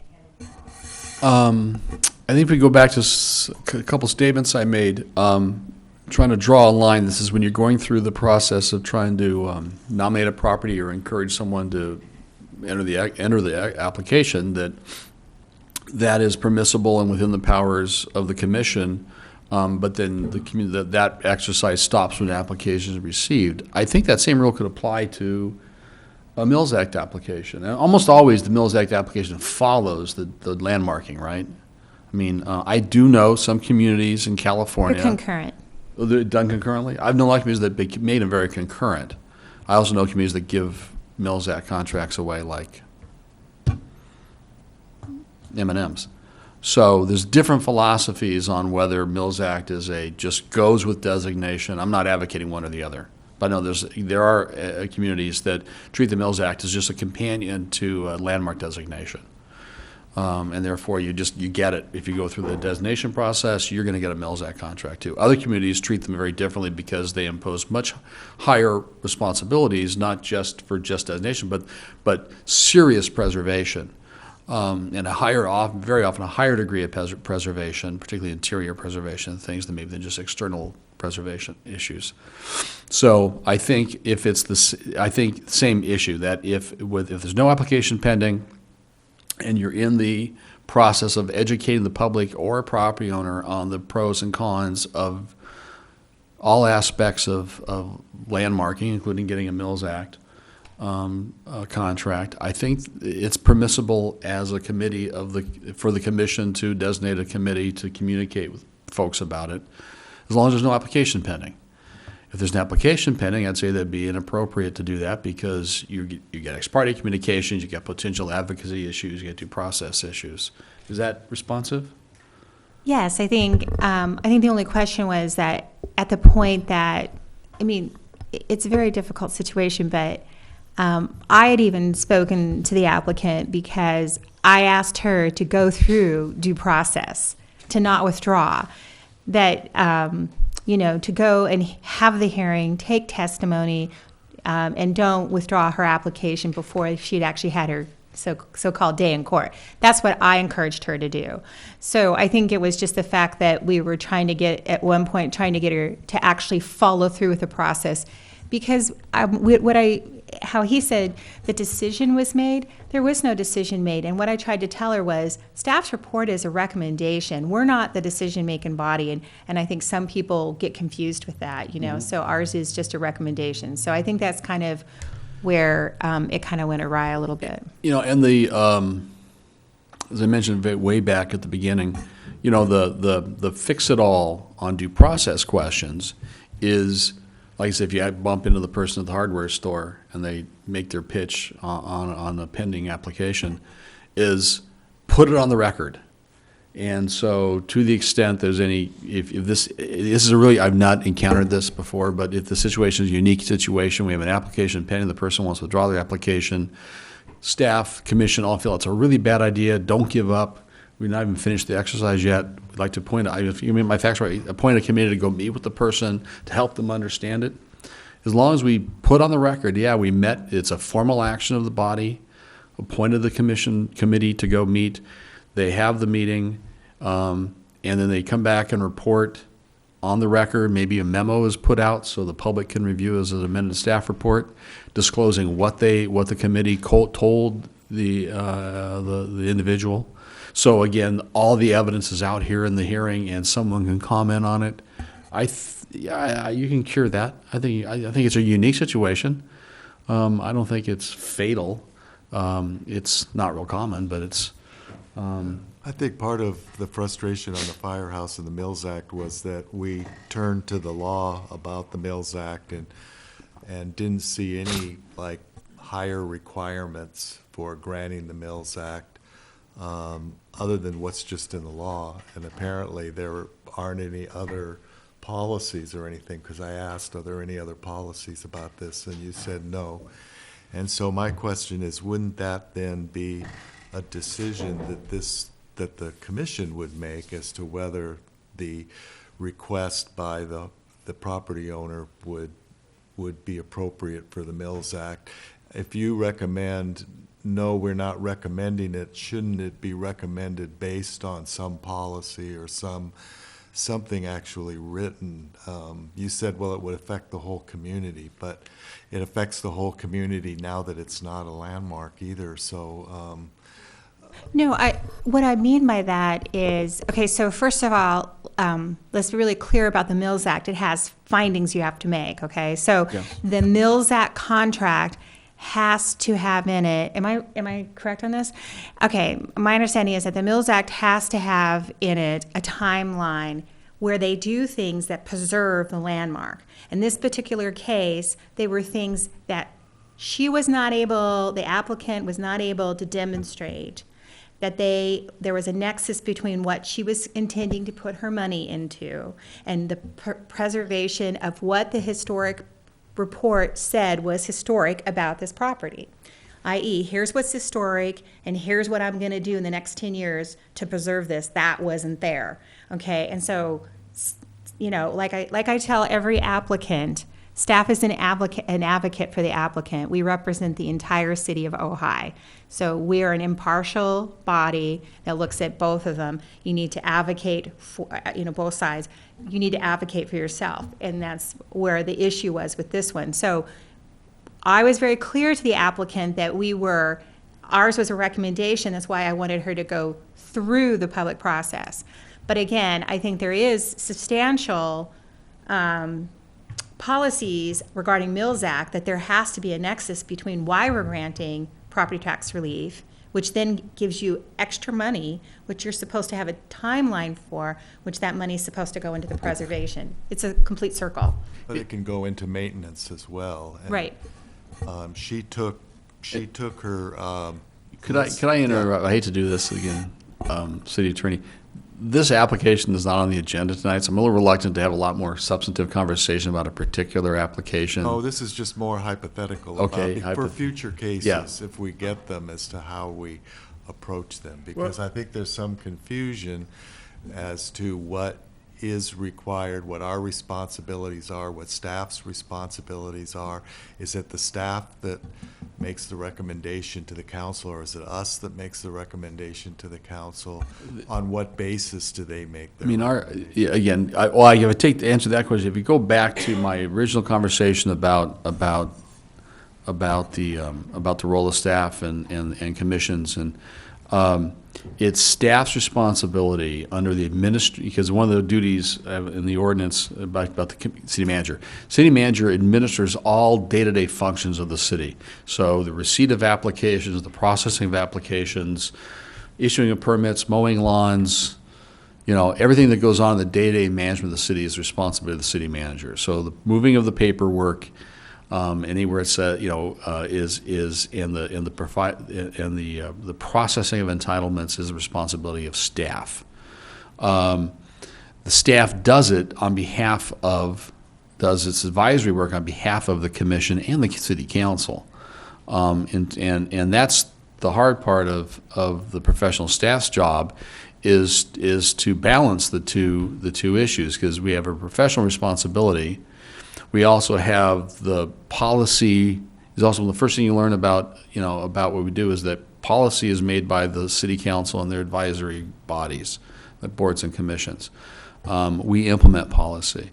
So where those two meet is the responsibility of staff to communicate well with the commissions, to work through those issues, because the city council, as advised by boards and commissions, set policy. So if there's an issue where the commission has one perception or a recommendation of the council on how we should evaluate mills contracts, and staff professionally has perhaps a different evaluation, that's a conversation that we as staff have a responsibility to bring to you and say, we need to have a meeting about it. We need to put this on a discussion agenda and develop a recommendation.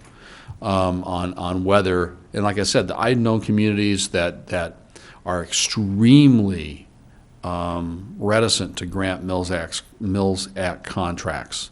Cities that have like South Pasadena, where I grew up, which has a very famous and highly reputable preservation movement.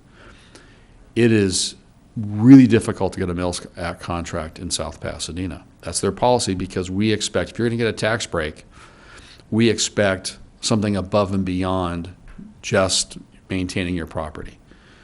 But I can tell you that is a policy. I mean, you have to meet the minimum requirements of the law, but I know other communities that treat them more as an incentive to landmarking. We want you to come in and get your property landmark, and as part of that, we will give you a Mills Act contract to give you an economic incentive to get landmarked.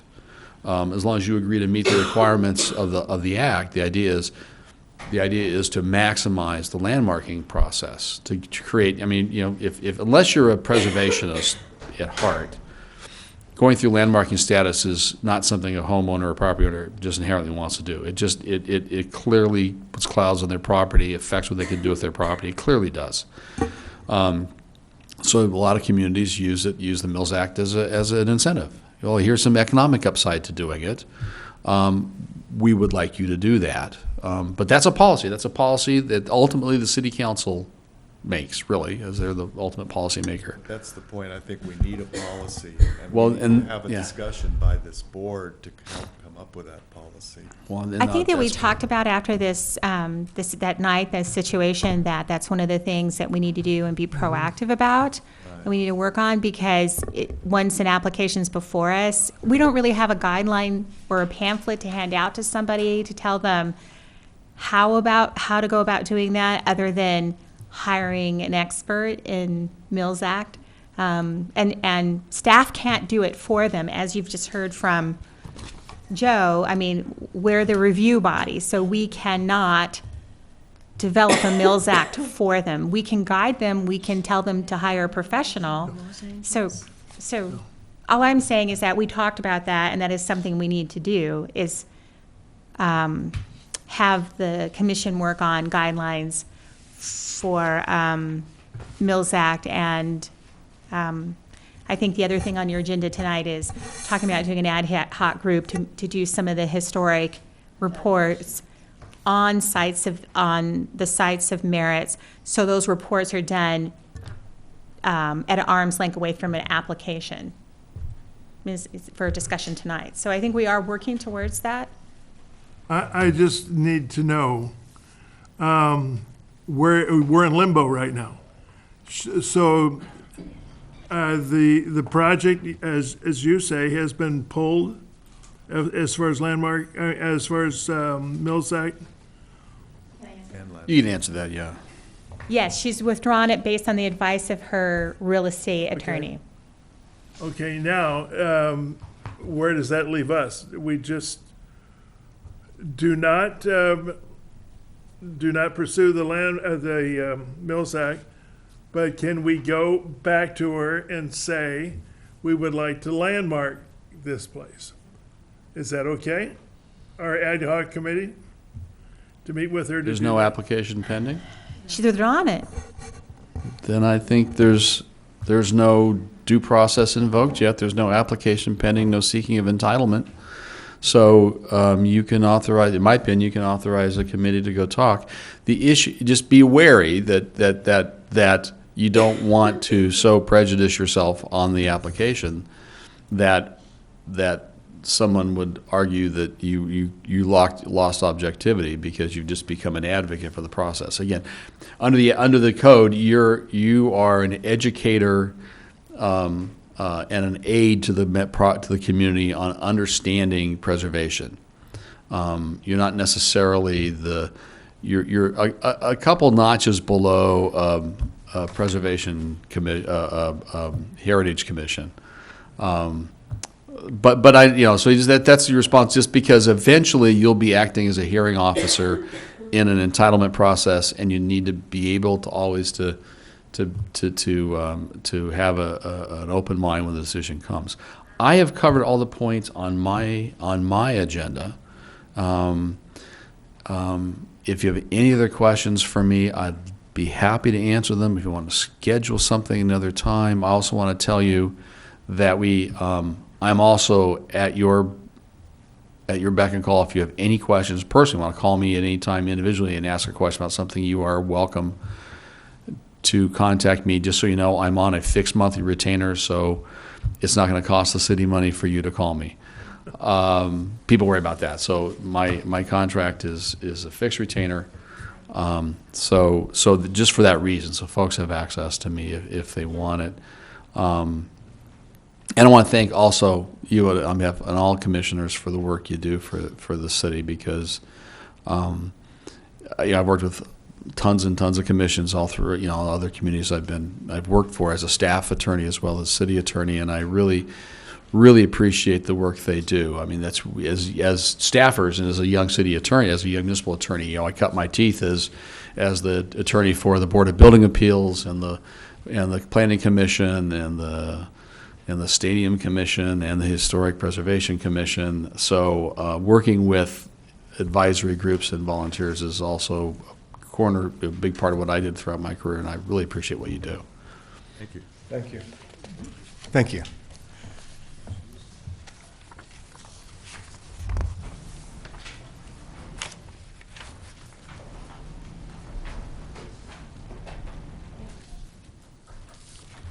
Thank you, Mr. Fletcher. That was very helpful, I think. Next on our agenda is a discussion item regarding the Annual Historic Preservation Award for 2014. I think we have a nominee or more than one nominee? At the HPC's last meeting in July, I think we were short a couple of commissioners, so there were 2 nominations made at that meeting, and one of the commissioners requested that we continue the item to the next HPC meeting. So if there's any other nominations that Then we can bring those forward tonight. And just to let you know, I've received 2 biographies from for the 2 nominated people, Miss Tia Andrews and Mr. Aaron Clapp. Thank you. Do I invite the commissioner who is bringing each nominee to comment at this time? Yes, I would just open it up for Okay, discussion, nomination. Then I'll do so. And each commissioner who is bringing a nominee forward has an opportunity to talk about that person. Would you like to start? I do have a couple other things to add to the biography that I put into the city last week. I was mistaken in one fact, in that Aaron Clapp did not work doing Victorian restorations in Fortuna. It was pointed out to me, actually by him, that Fortuna is a community in Humboldt County that really doesn't have Victorians, but that was Ferndale, which is a very historic Victorian town. So that was a big error on my part. Fortune is a mill town. Yeah, mill town. I won't go into the comments that the person said out of respect for the people of Fortuna. But anyway, the other thing that was pointed out to me was that Mr. Clapp actually did repair work on the museum's historic front door. So hopefully you guys are aware of this. This was just in the last couple years. So it was that historic mission-style front door to the church. Mm-hmm. And he did that without charge to the museum. I don't exactly know the scope of that work, but maybe you do. It was tough to close. Tough to And close. so they found him, he volunteered his services, he came in, fixed the doors, he actually took them off, David, and then repaired them. David's our resident door monitor, amongst other things. Okay. And repaired them, and they work wonderfully now.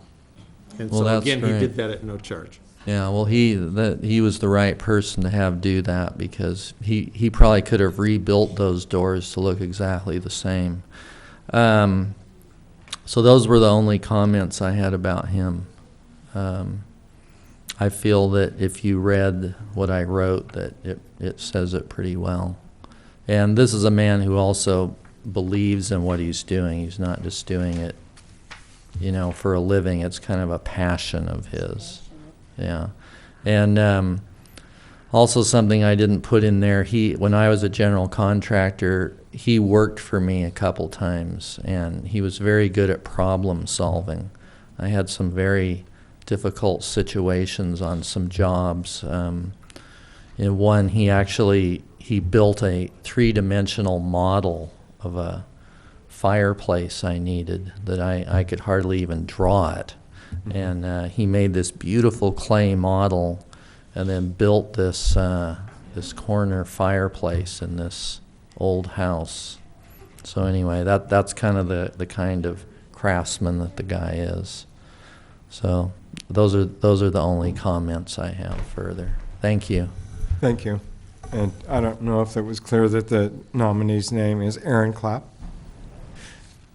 Yeah, I had sent in a nomination for Tia Andrews because of her work this year. I mean, both sound incredibly deserving of this award, and if we could give 2 awards, I would recommend that. But just looking at this year as somebody who accomplished something in this year for something historically related for the community, that's why I felt that what Tia has done back behind the museum with the Shumash Garden has just been amazing. And I know the amount of work she did organizing people, getting donations. It was truly a monumental effort, and it's paid off. It's very much worth it if you go take a look at it. Can I just add something to that, Yes. if you wouldn't mind? I saw Tia in our collections committee meeting today. I asked her about the biography, whether she'd been contacted or not, when I saw the one that you had submitted, Commissioner Basacci, and so I asked her to write that up and get it to me by 4:30 today so I could bring it to the meeting today. So that's where the document that I passed out before the meeting came from. Well, one thing about being nominated, if there's 2 people and we don't give them one of them this year, we always do it the next year, or we could do both of them. So it's really a very easy solution.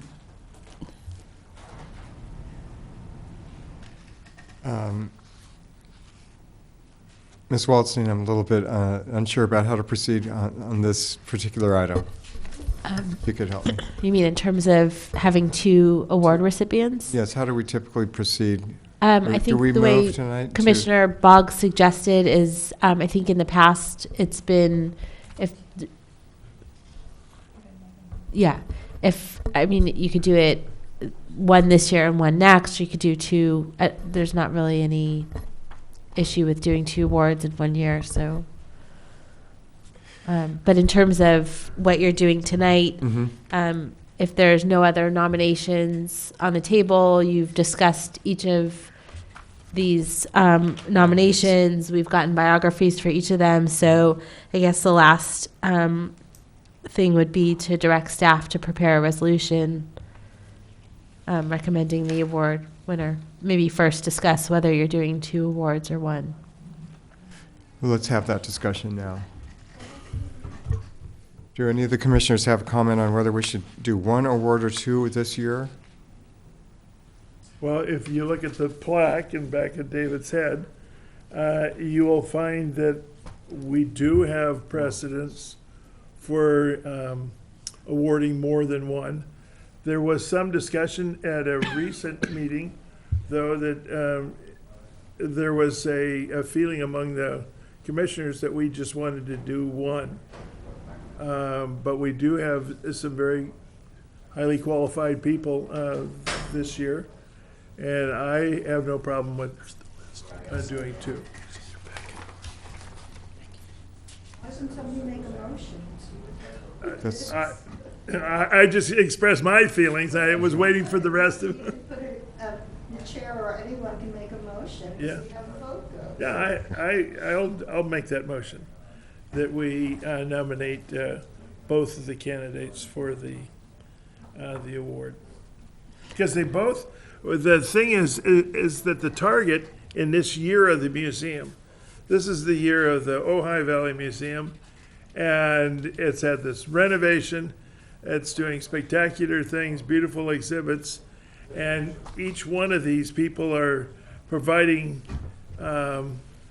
help in that job. So I think it's really appropriate that we could nominate both of them. So we have a motion. Do we have a second? I'll second. It's so moved. You need to take a vote. I'm sorry. Commissioner Bisaccia? Yes. Commissioner Boggs? Yes. Commissioner Hill? Yes. Yes. I'm sorry. I will say yes. Commissioner Yes. Boyer? Thank you. It is so moved. Sorry I blanked on your name, Commissioner. We had 3 in 2011. It won't happen again. You were one of them. That's a mistake. She was like, had no clue. I said she had no clue. She's been out of country So since the last just to meeting. clarify, we voted that we're nominating 2 people. We have each of the biographies, and you're directing staff to come 2. back with The a resolution. Okay. Thank you, Ms. Wallstein.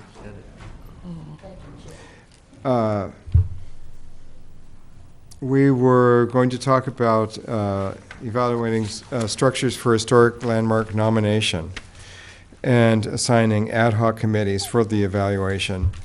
Are we ready to take that up tonight? I suggest we continue it on our next meeting. And also the Chair, I historic just- sites of merit? Yeah, and I just want to, if I can, I just want to give a little brief explanation as to why that's on your agenda and what we were hoping to do. Okay. We were really hoping to use the expertise of the commission to kind of, Heather, as you know, went to training up in Palo Alto through the state, correct, Heather? It's where it's from the state, and spoke and talked with a lot of different people who work with, staff that works with commissions. And one of the things that a lot of them do is they work on developing these historic reports on sites that you've identified. So they become like a background document, something that exists separate and distinct from any kind of application in via what we just talked about tonight. It's a very difficult situation keeping, at arm's distance some of the work that you folks do. So it allows us, or the city of Ojai, to have your expertise now as you talk about the things that you like to landmark. The historic reports then would get filed with us and be there as an archive. It would serve, for one thing, it would help us if somebody were ever to do something on a property where it required some kind of CEQA analysis, and we would have some historic background already in our archives. And then also it would help that when a person was coming in and talking to either staff or whoever interested in doing an application, we would have these background reports there. So that was kind of the thought. That's what other communities do. And so the thought was to get the commission out using their expertise and then developing these things and not necessarily waiting for an application to come in. And, well, as you know from our retreat, we do have a We do this list. every year. We do have a list of historic sites of merit, so are you saying that we really need to put that in a more formal way into the record? Yeah, go ahead. Okay, well, I discussed in the staff report that you do come up with this list at the beginning of the year at the retreat. Okay. You've also assigned these properties to individual commissioners or to committees of commissioners to develop an evaluation of these sites. It hasn't been done yet. We've created this list, but none of the evaluations have been done. And in past years, in the schedule of the year, beginning in, say, May, each meeting, there's an evaluation that's presented to the whole of the commission from this ad hoc committee that has, researched the property, evaluated it, written this report, presents it to the commission, and then it gets filed away. I also wanted to point out too that, you have a couple properties on this list that may or may not be coming in front of the HPC at some point in the near future, and it would be nice to have those evaluations already completed and on file. So the goal of tonight's meeting was to assign 3 or 4 of these properties to a committee of 2 or to 1 to do this evaluation, present it at one of the next following HPC meetings for the year, and we'll file that. And when these items come up, if, someone applies for nomination, we have those on file. And I thought we had done that at our retreat. I'm not saying that the work has been done, but I think we did identify a handful of historic sites of merit and the commissioner or commissioners that would be bird dogging those, so to And our speak. sites of merit list does have, descriptions of the property and why we put it on the list and what happened there. Did you want something in more detail than that, or? Yes. 'Cause And, that sounds like and a lot of work for stuff that may or may not come up. well, And all these Okay. are historic site of merit, are on the historic site of merit list. that's correct. And in answer to the first question, you did assign these to commissioners. However, several of those commissioners have left. So now we need to reassign them. And also, there are very brief descriptions of each of these properties.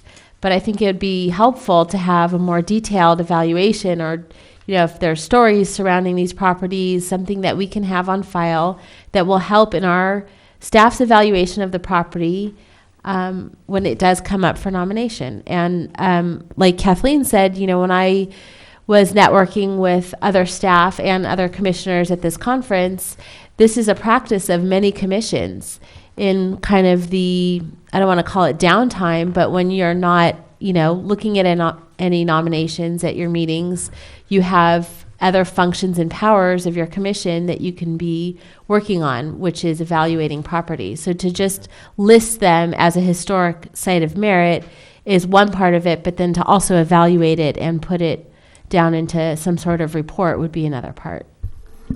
I just have to add on, I know I said this already, but under the California Environmental Quality Act, okay, that if someone were to come in, and I don't know the hypothetical situation, but if somebody came in and wanted to do something that is causing a detrimental impact to a historic site, it triggers, if it's an entitlement, a discretionary entitlement, it would trigger CEQA review. It helps us because in many cities, inside the general plan, there's a list of designated historic sites to the community. There's a set, document that calls it out. You have this sort of general list of sites of merit, and all we're asking is that, if the commission chooses to, not do this, it's fine. But what we were thinking was, in order to assist you in making sure that you weren't violating what we talked about tonight, separating the two actions from an application, it would also help staff in identifying the historic qualities of buildings, and if someone were coming in to do a remodel or something of that nature, we would have this as a background document that we could use. If we don't have that, then many times we're forced to go through either, SHPO, or the applicant has to go out and hire a professional, which is something that can be done. There's not an issue with doing that, but I just wanted to say that having reports of what's historic and that is information that staff can use goes way beyond just landmarking. Even if a property is not landmarked, there are still things that we as planners have to do when a historic property comes up for entitlement. I see. One of the things on the list is the pergola. And so it seems to me there's no rush to write anything about the pergola. We usually when we do this every year, we prioritized these at the goal setting meeting.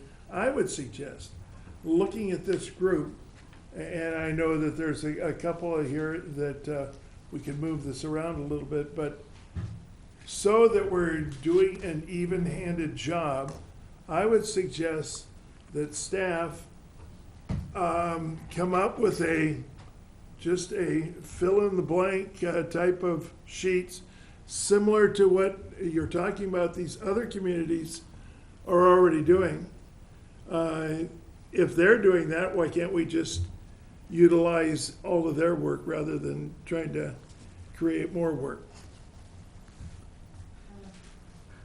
I would think that the evaluations would be specific to these historic sites. So No, I know that, but you're gonna do it, you're gonna have a thing that'll say name, address, da-da-da-da-da, and pertinent stories, significant roof lines, what kind of architecture. Okay, And what is you're still looking allowed for, in- you're looking for something that would generate conversation. You know, what is historic about, we could come up with something like that. I think we could do that. That's. Because that's there was a fine. form that the county used in their survey. Yes, they did. That has all these questions to ask about the property, and then when they did the survey, they just answered those questions. So that would be helpful. We could even use the We one. could use the that county the one. county So we'll has. bring something at the next meeting, you know, Heather can bring some examples of what other communities are using. I mean, as long as we're moving the process down the road, I think that's a good first step. The best part of that is that you're not going to have Commissioner Walker create one thing and Rose Boggs, who likes to write a lot in a narrative form, create something different, and they would all be similar so that we could process them far more efficiently. And David would tell all the juicy stories about what Right. happened in the We'll just house. say, see David. All right. So So- can we get some direction from the commission on how you, I mean, can you make some formal direction to staff about what you'd like us to do? I would move that we set up a subcommittee along that line and that the staff present us with some possibilities for a format for how we would Format and procedures? procedures. Maybe we could fill them out at our Historic Sites of Merit workshop altogether, just fill them out. I think those are good recommendations. And I think the list is, I think we would all hold to the same list, even though it's months later, that these are the most important sites of merit that we're looking at as a commission. Do you need more direction from us, or do we? Oh, I'm sorry. Do we need a I'll second? second that motion. And so, Need to vote. Commissioner Pasacha? What?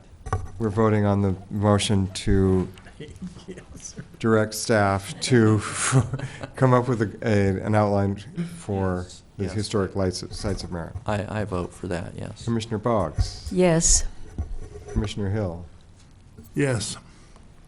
Commissioner Walker, Yes. Mr. Roney, yes. Hoyt. And I'll vote yes as well.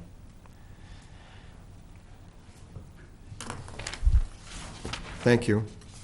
So the Historic Sites of Merit Workshop.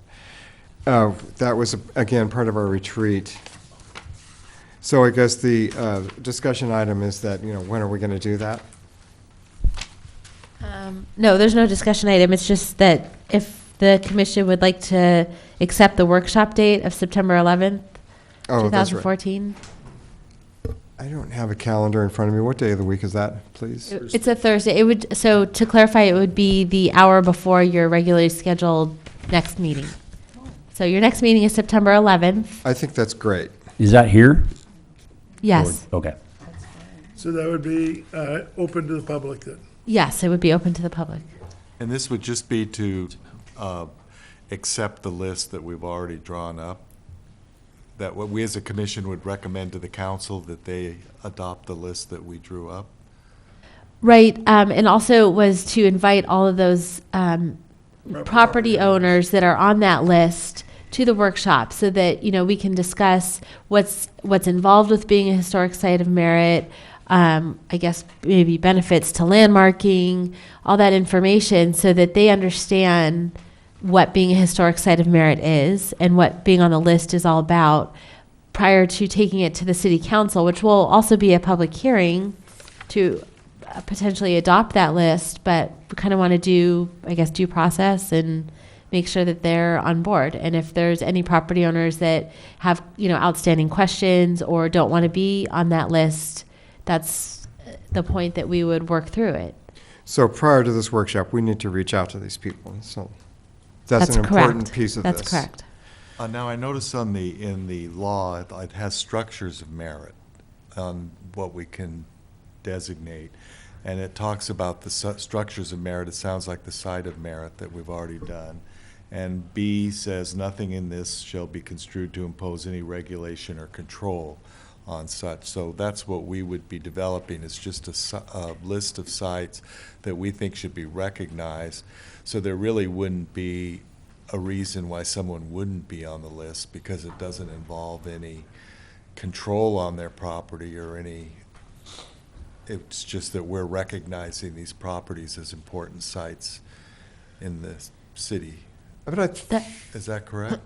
That's correct, but I believe under the California Environmental Quality Act that also if a property is on a particular list, then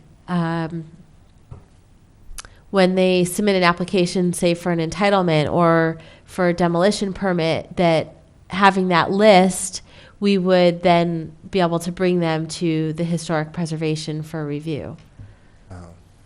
But Gotcha. we couldn't deny a demolition permit based on that list. And, it's not a landmark property, but it's just, one more. And they I don't see. have to be on the list to be brought before our commission. No, they don't, because, there are some other guidelines. So, if they're 50 They plus could be on our years. survey that we did a while back. They could be on the survey, and also, more than 50 years Yeah. old. So, Okay. I have a question. Maybe you just answered that. I'm not sure. What if a house that's already on the list? What if the owners come forward and they're interested in landmarking? They don't get precluded just because they're not on this goal, right? No. Okay. So do we have a motion to hold the workshop at 4 p.m. on September 11th, 2014? I will motion. Do we have a second? A second. Commissioner Basaccia, Yes. Commissioner Boggs, Yes, Commissioner Hill, Yes. Commissioner Walker, Yes? Commissioner Roney. Yes. Yes. Thank you. That is so moved. So we will have a workshop on September 11th, the same date as our regular meeting. It will be held an hour before. And I'm just a little bit curious, like who among us or is each of us responsible for, or we're going to hold to our previous ad hoc committees for these particular buildings for reaching out to the owners? No. staff will be letting the property owners know of the workshop. Thank you. Yeah. So item 6 is, Ms. Waldstein, I think this is yours. No, you have a report for historic landmark number 18, Libby Gatehouse. Yes, this is informational item, and our staff's recommendation is to receive the memorandum on the final determination of property lot line. There has been discussion on this particular property and what their lot lines are and what their front property line is, front yard area. That's right. So staff wanted to clarify that based on city's regulations and how we define front yard area, front property line, lot line. So that's what we have done in this staff report. So I can go over it really quick. When, like I said, there was discussion on 1001 Foothill and whether or not, I guess number one, whether or not their address is truly a Foothill Road address Yes. or Palomar Road. And excuse me, then second, what their front property line is and how we define the front property line. So staff has prepared this, and when determining the front yard of a property, we use the definitions from the city's municipal code.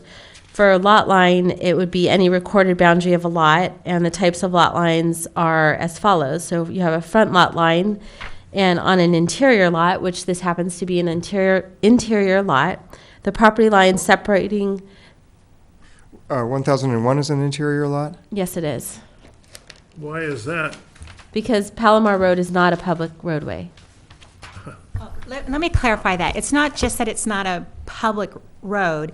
It's that if you look and you see 918 Palomar, that's a flag lot. That little frontage that it qualifies as a definition of a flag lot. It doesn't create a corner lot. It has an easement going down it for egress and ingress, but it actually, if you see that part right there, that little dog leg is part of parcel number 10. So there's no public right-of-way there that creates there's no street. Just an easement that goes back on this guy's property back to, So the 3 feet is going to deny this, the definition on a through lot with both lot lines or front lot lines, and the lot is considered to have no rear lot line. I'm sorry? If you had if you had the corner lot, it would become a whole different description of how you determine the front view, the frontage. Okay, on a corner lot, a corner lot faces 2 streets. That's what makes it a corner.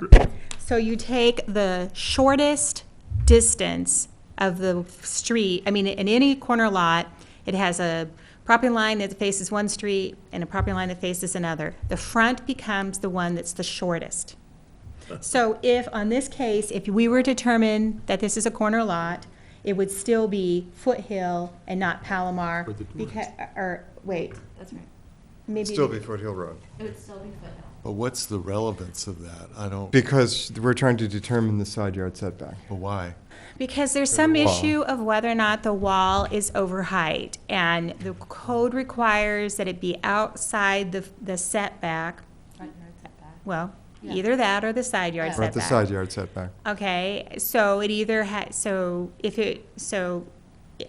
it would be a deeper setback if it were the front, a shallower one if it's the side, and But so. isn't that all irrelevant? Because what they broke here in the law is that they didn't get a work permit from the commission to perform work on a landmark. And it says it is a misdemeanor for any person to do any work on a landmark without getting a work permit from the commission.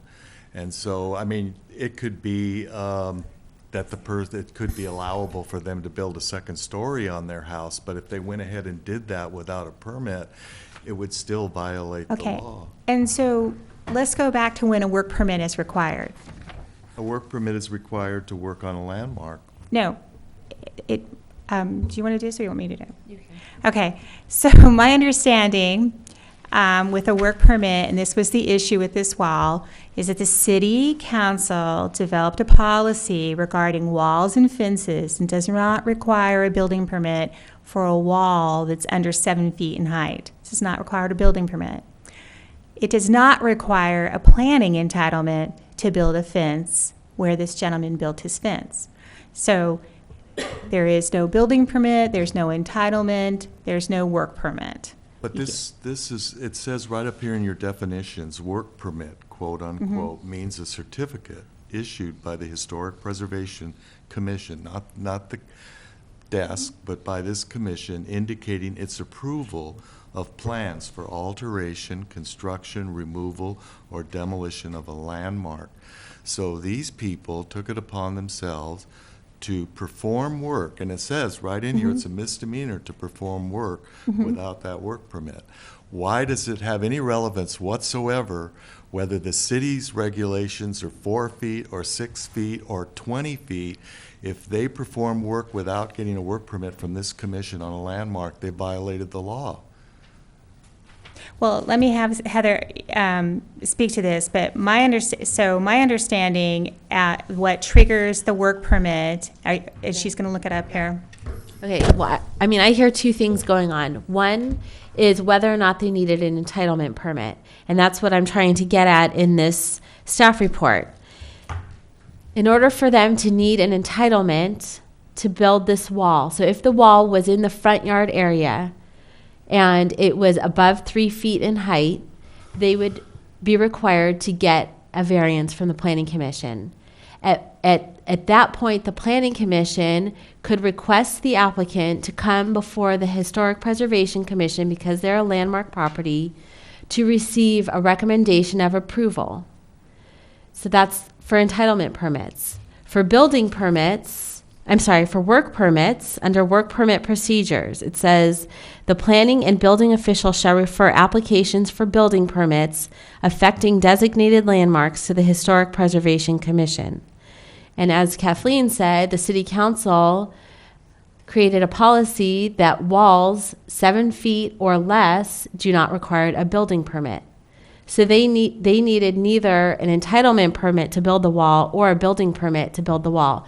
Both. But the landmark is different. It's like this gentleman came before us and wanted to add 3 feet onto his wall, which was perfectly legal in the city. He could have done that without a permit, but we told him no.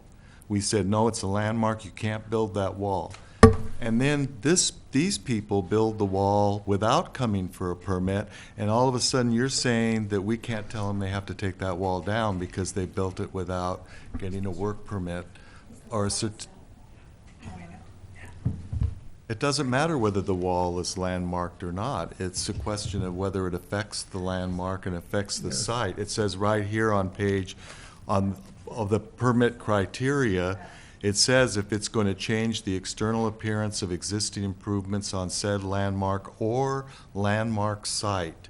So anything on the site where they're going to do an addition or a demolition or anything has to come before this commission for a work permit. These people didn't do that, and the law is very specific here. So it seems to me for us to excuse this is just to undermine our whole process, because they'll just say, as long as I can go by the city building code and follow that, I'll be fine. But that isn't right, because they've agreed, especially if they're under the Mills Act. And you just said, well, we need to be extra vigilant about the Mills Act because these people are taking money from the public. And so here these people are taking money from the public. They're ignoring all of this law here, and they're creating this. I think they need to be told, look, you're going to get the Mills Act withdrawn if you don't take that down. I second that motion. Okay, so I'm a little confused because at the last historic preservation meeting, you were telling me that somebody who wanted to alter the arch didn't require a work permit. So I think staff is a little confused on the threshold the commission is using. Are we using the threshold that anytime you do anything? Because we want to do what you want us to do as far as implement, but we're really getting conflicting direction here. You know, two distinct issues that have been brought before us as staff. And in one, you've advocated for us not, and in fact, it was very clear, written and said into the record, I don't believe staff's interpretation that they need a work permit. That was what? how you were instructed staff last month. For what was that? The arch. For the arch. The arch that got knocked Okay, down. and so, The entrance. so we are using that same interpretation that you gave us last month to now on this property, and now you're telling us anytime somebody does anything, you want a work permit. So I understand where you're coming from, but it is very confusing, because we specifically said that last month, that particular arch was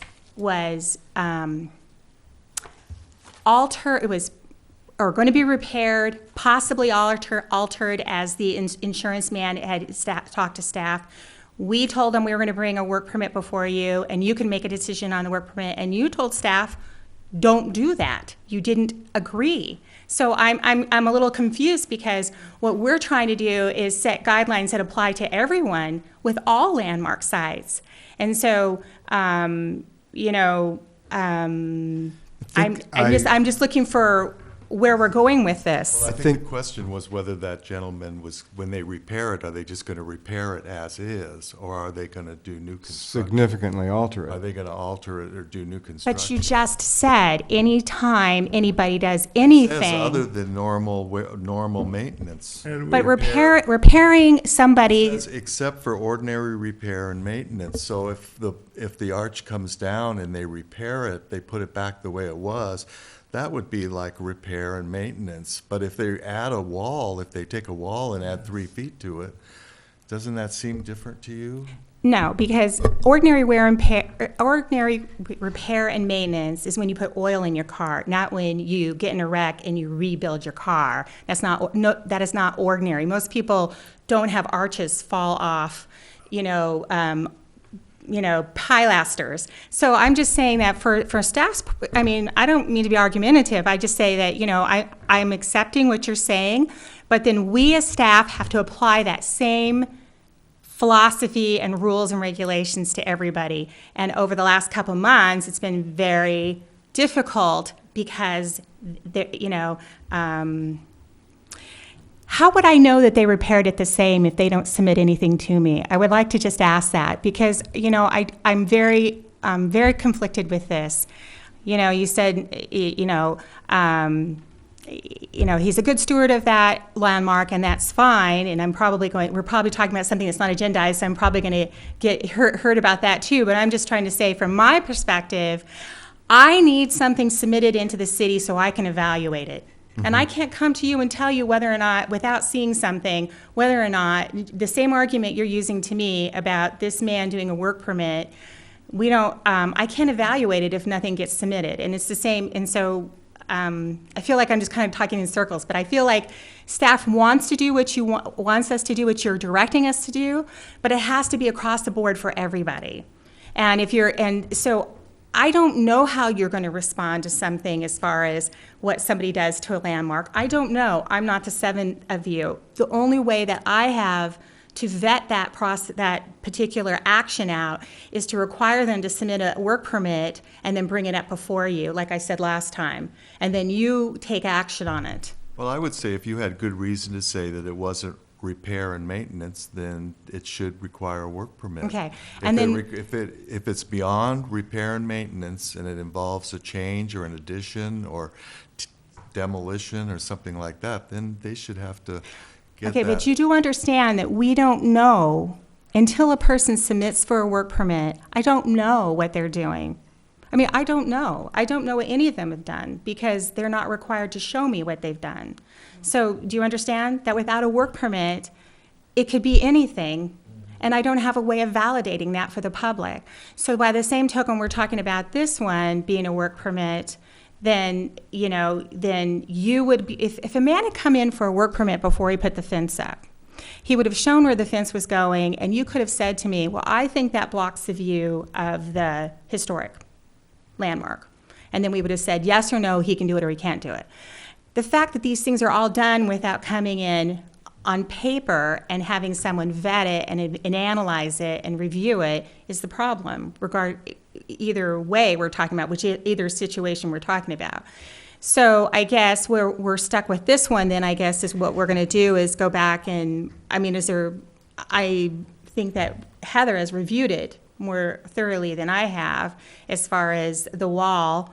But I want to make sure that however we're the policy that we're reviewing these applications or these landmark properties and is implemented the same way for each individual. Right, well, So- it just seems like the repair of this other thing seems more like a gray area to me, and if the staff really needs to have something like that as a requiring a work permit, then that's something that we should discuss. But I think there's clearly, when someone adds 3 feet onto their wall, that's an addition, and under the rules, they've violated. Yeah, go ahead. Can Well, I- go ahead. Go ahead, Heather. I'm just confused because the way the ordinance reads is that work permit procedures, the planning and building official refers the applications for building permits affecting these designated landmarks to the HPC for work permit. So if they're not required to get a building permit for the wall, then they would never be But there's a forwarded difference to the between a building HPC. permit and a work permit for the HPC. The HPC is simply looking at, does it violate the historic significance of the building? And even though your ordinary process of building a fence, no one would care if they built it 6 feet. It affects the architectural significance of a landmark, and therefore it's a special case. These people have a special case. But what she's saying is that they would never be able to review it because it's legal to build it, so there's no trigger. How would we ever know unless one of us caught it?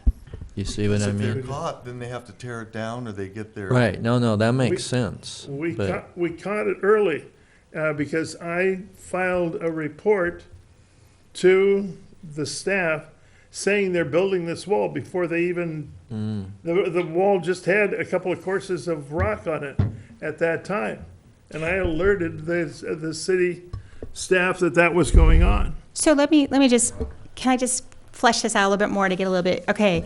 So, I believe that you are right, that, you need a permit for anything that, approval from the HPC or city council on appeal is required before you can construct or reconstruction, alteration, restoration, rehabilitation, relocation, or demolition for something that's landmarked, okay? So I think the question gets into that when we're reviewing the landmark property, if, making the nexus between that constructing the fence somehow is something that you consider to be something that altered a landmark status.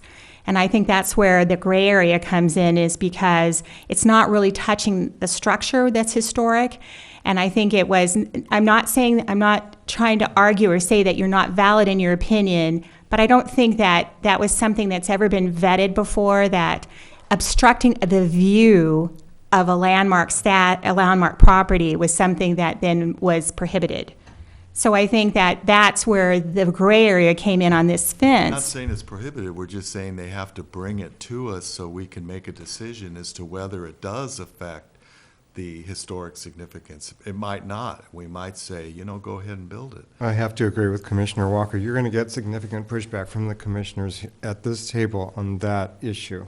Well, I think that's just an understanding that we need to have, and I think that we need to get it through that's whether that's a policy or not, then I think that staff, as he spoke tonight, Yeah. we all got this long primer on doing it. And as far as staff is concerned, like he said, you can't direct staff to change policy, Yeah. because that's not your purview. Yeah. That then we will, Heather and I will go back and vet it through the city manager and find out whether or not, because this is a little different Yeah. than what's been done before.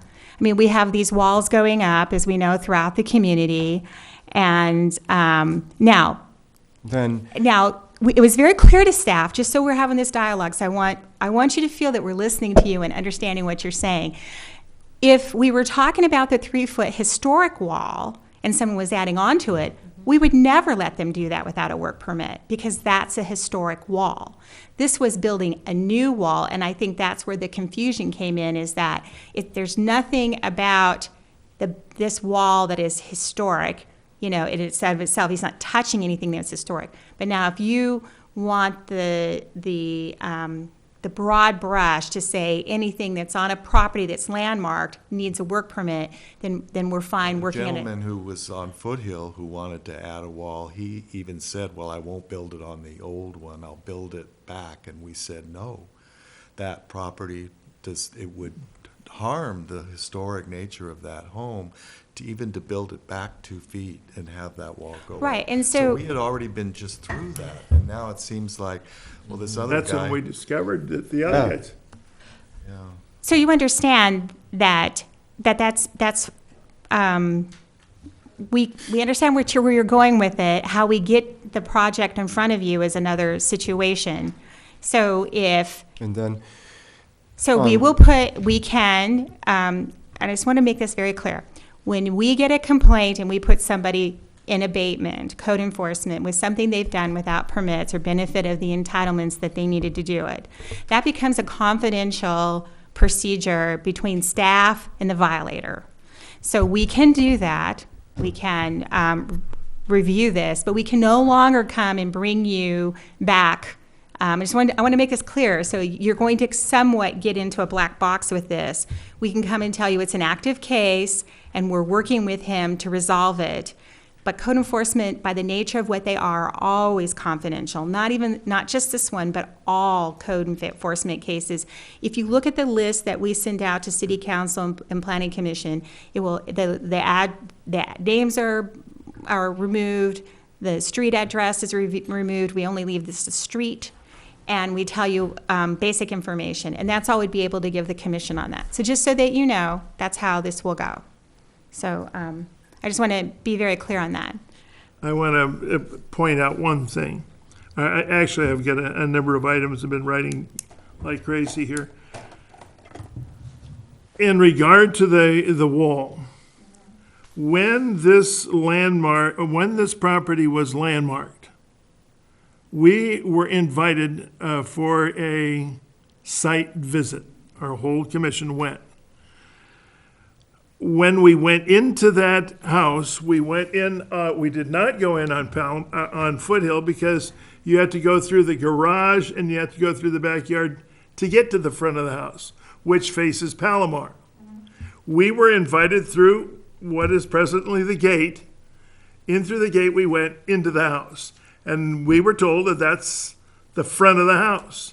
Whether or not you're doing a kind of an arbitrary business about determination of front versus the length or the width and so on, and if it's a front lot or a thorough lot or a corner lot, that makes no difference as to what the real front of the house is. The architect decides that when they design this house. That's irrelevant anyway. I just want to be very clear that that's not how it works in the city of Ojai or any other city. It's in the code what the front of the house is. The front property line is always specifically detailed out in code, because we can't arbitrarily decide the front based on where the front door is. That's why it's irrelevant. It's irrelevant. I agree. Irrelevant. I agree. It's irrelevant. So we can move on. The reason that we were including it, this all transpired before I came here. This fence has been going on for a really long time.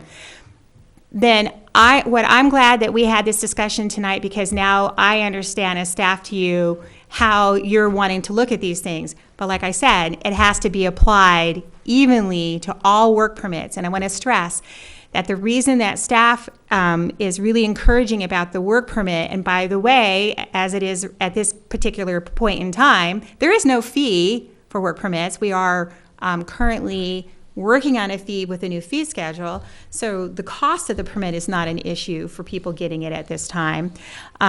So we have been encouraging people to do work permits, because that's how we find out what people are doing and whether or not it truly affects a landmark.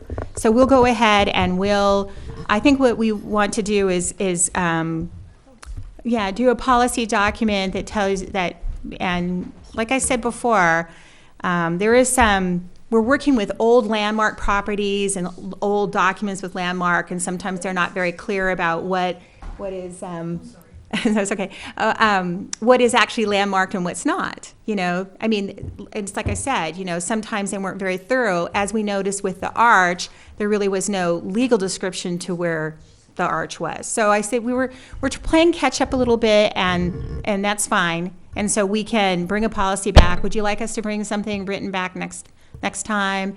And we'll give you a status update on the wall, but it won't have this kind of detail. Once something goes into code enforcement, our hands are tied with the information we can give to you.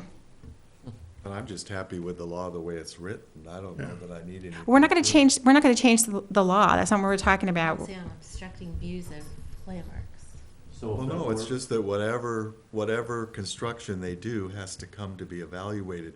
It's not up to staff to say this is or isn't going to obstruct the view. It's that they want to do some work that's construction, they're adding something or they're demolishing something, it should come before us to make the determination as to whether it's historically compatible. Well, isn't what we're talking about kind of like we need some mechanism for this to happen?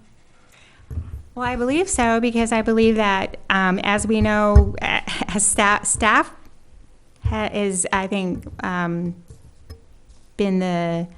has got the brunt of this interpretation from members of the public, and they don't read this code section the same way.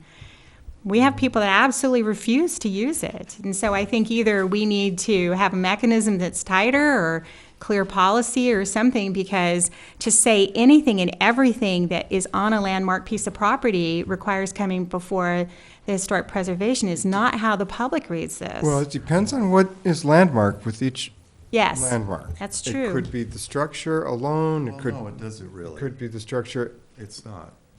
See, I think that this is why this dialogue is really useful, but I think the commission needs to speak with one voice and really decide what they want to do, because an individual commissioner is speaking at an individual level. Collectively, when you take a motion and you vote on it, then we can do something with this, but you In see this that particular landmark, the whole site is I landmarked. think we should just look at the law and what the law says and just enforce that law. That's all we need to do. Okay, so it says affecting a landmark.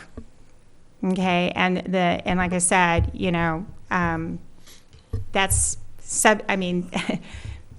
just think Kinda it's wide open. I think it's wide open, and I think many people are not going.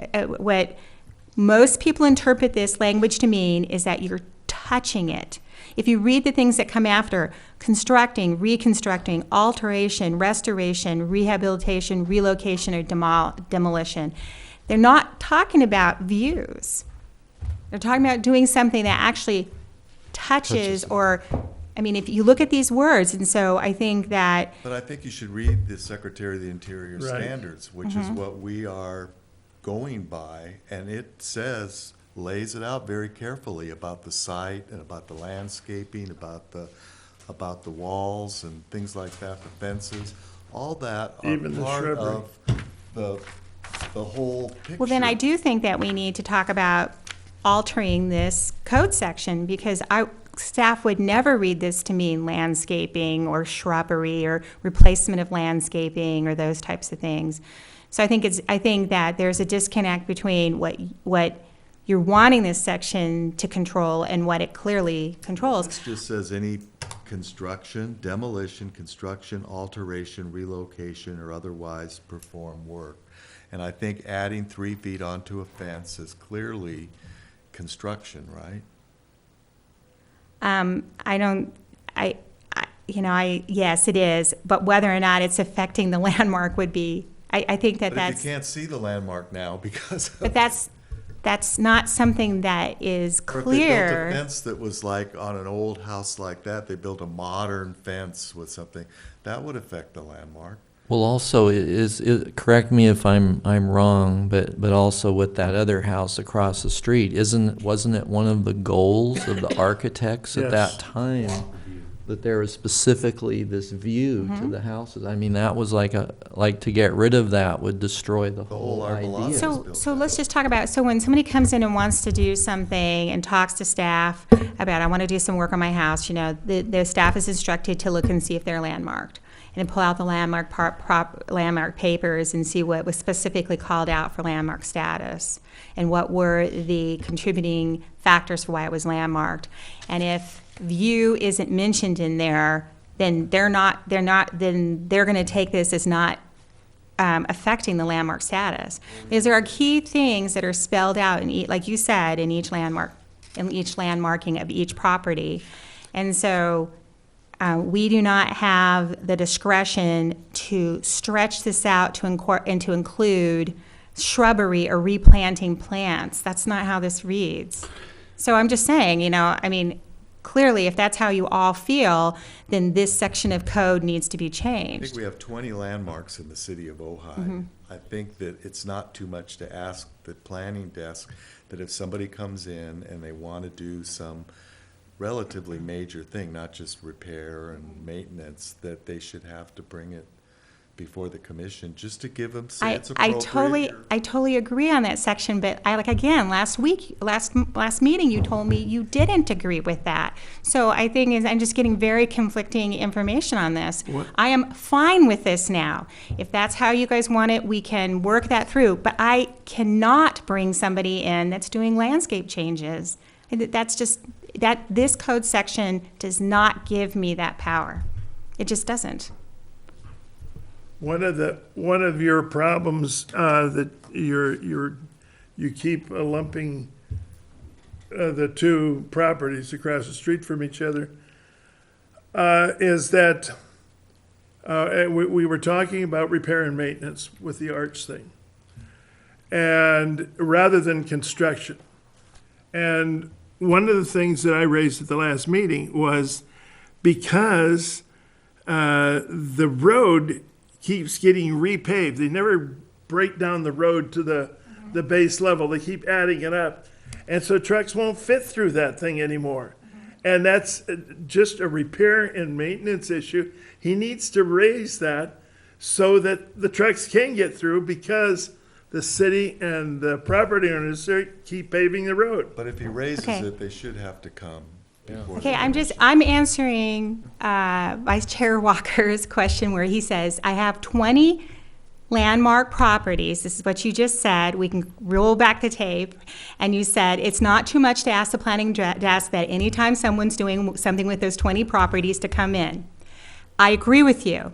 However, that is in direct conflict with what I was told last month, because the Arch is one of the 20 properties, and I'm not trying to lump them together. I'm trying to get. I disagree with those people. I wasn't here last week. Okay, then that's fine. But I'm just trying to. I'm trying to get you all to agree and give me clear direction that I can use with all 20 of the properties. I think And so- construction and demolition are clearly ones. Construction of a fence, construction of some outhouse, those are clearly.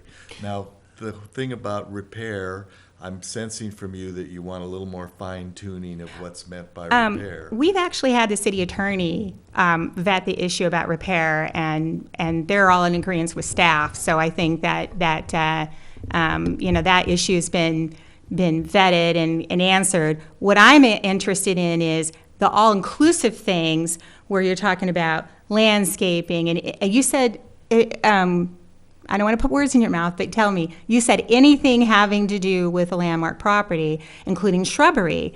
And I'm telling you that these things that are on this code right here would not allow me to require a work permit for somebody changing shrubbery. So if you want to go to that level of detail. Well, I'm just saying, let's start with what's in the code.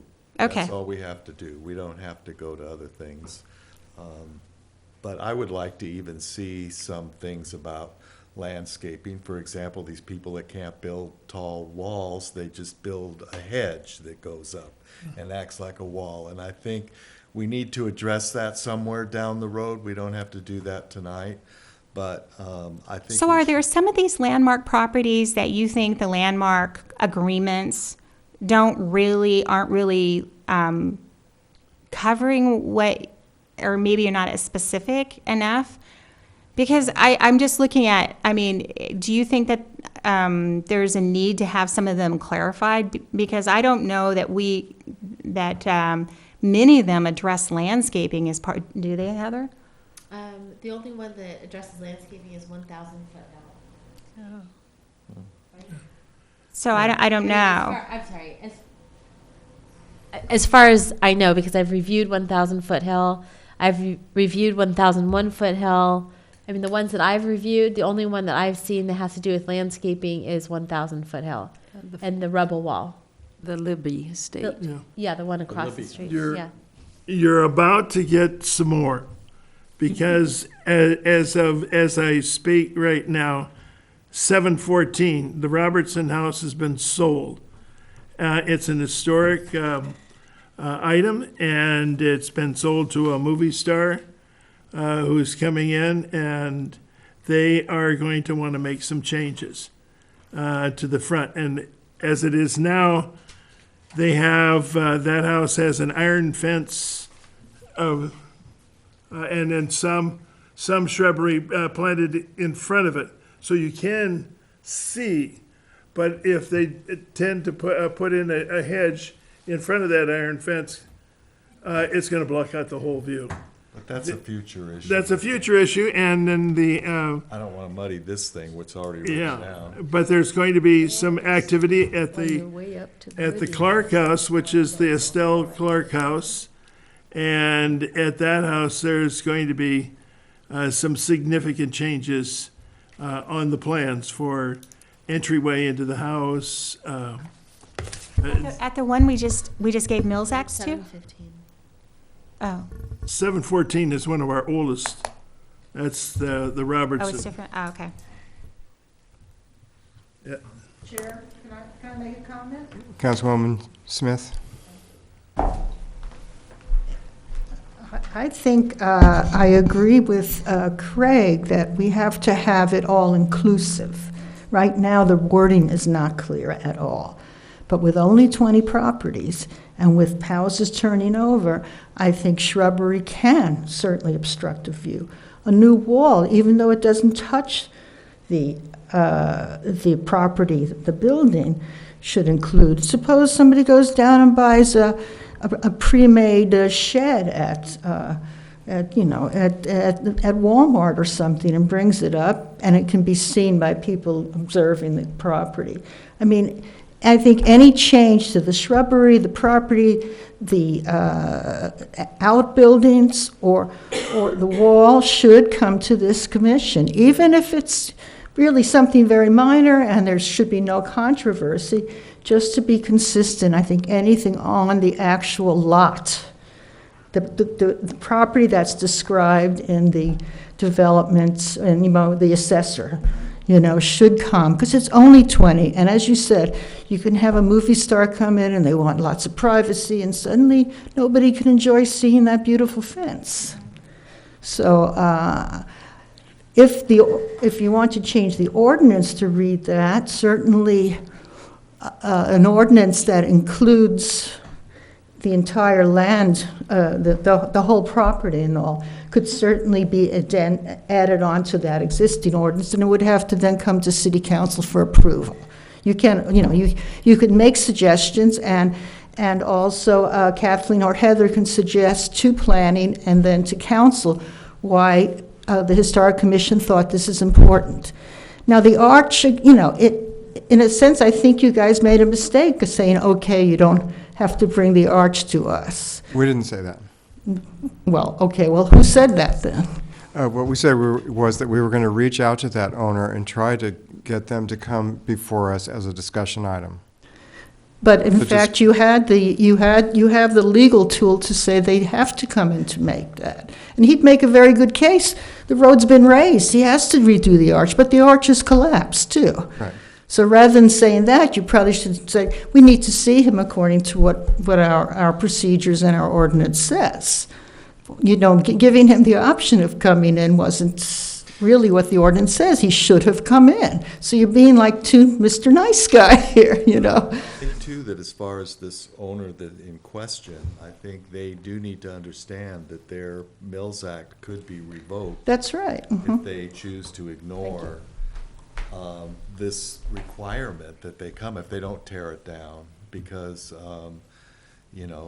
they didn't follow. Well, okay, so the way this would work, just so you know, is that we will put them in abatement, and we will, as we do with everybody, and I'm not going to talk specifically about this one, hypothetically, okay, we put somebody in abatement, we tell them, we've gotten a complaint, we've verified that you violated a section of the code. We tell them the section of the code they violated, and then we tell them the remedies, okay? So for this particular man, or this particular issue, they would come in and apply for a work permit. So we would never tell them to tear it down. We would tell them they need to apply for a work permit after the fact. Then they come before you, and you're going to make a recommendation of whether he gets a work permit to build the fence or not. So we can't, he has a due process, just like we heard tonight. So we always tell people if you made a wrong, how to make it right. And we give people their options. But let's just talk about what Councilwoman Smith had to say, and I just think it's really important, if this code section is read so differently by all of us, and we all sort of kind of know what we're doing, then I think it maybe needs a little bit more clarification. I agree with her. I think we need to put a little bit more teeth in it that give you as commissioners and us as staff the teeth that we need to make sure that everyone is coming before the commission. That totally is clear from what the discussion we've had tonight, because we hear what you want to see and you want to see everything. And so and I think one thing that we could do that'd make it very clear is just even changing the language where it says a landmark or a landmarked property, and then saying anything on that property and affecting and defining affecting. Affecting can mean the view shed, et cetera, like that. So we can make it much more enforceable. How's that? Yeah. And so we will work towards that for you. And I know how you guys want things to be, and I think that's really important that we understand in what direction this commission's moving.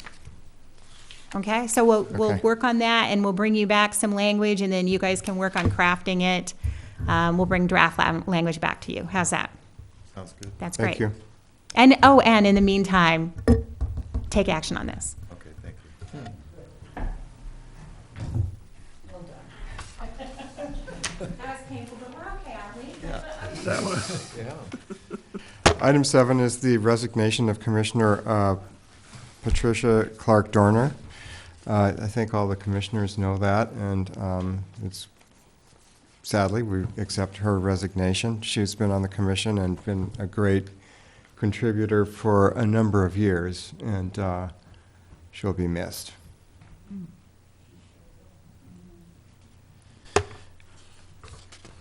And Especially now that we're writing up these little descriptions. Yes, she's She was our writer. future agenda items? Yes. I don't know if it was the June or July meeting, and we discussed getting a tree report from Greg Grant. And also, I would like to put on the agenda and get a report from the people that went to USC this summer and have them share with us. And under commissioner comments, I wanted you to know that I did contact Dwayne Bauer, and he will bring his police car for Ojai Day. And Thank you. Also, I'm wondering, would you like me to get a goodbye card for Pat and bring it and everybody sign it next time? That would be great. Thank you. Okay. So, I don't know Waldstein? if you intentionally skipped over planning report, but I did have. just trying to shut you out. That's okay. But I did want to kind of give you an oral report on a concept review that recently went to the Planning Commission. And I'd like to talk about that, but then I've also let you know that at the next Planning Commission meeting, there's another concept review. And since I'm not done talking about walls and fences, it is 1,000 Foothill that is taking a concept review to the Planning Commission regarding a possible variance for them building that wall.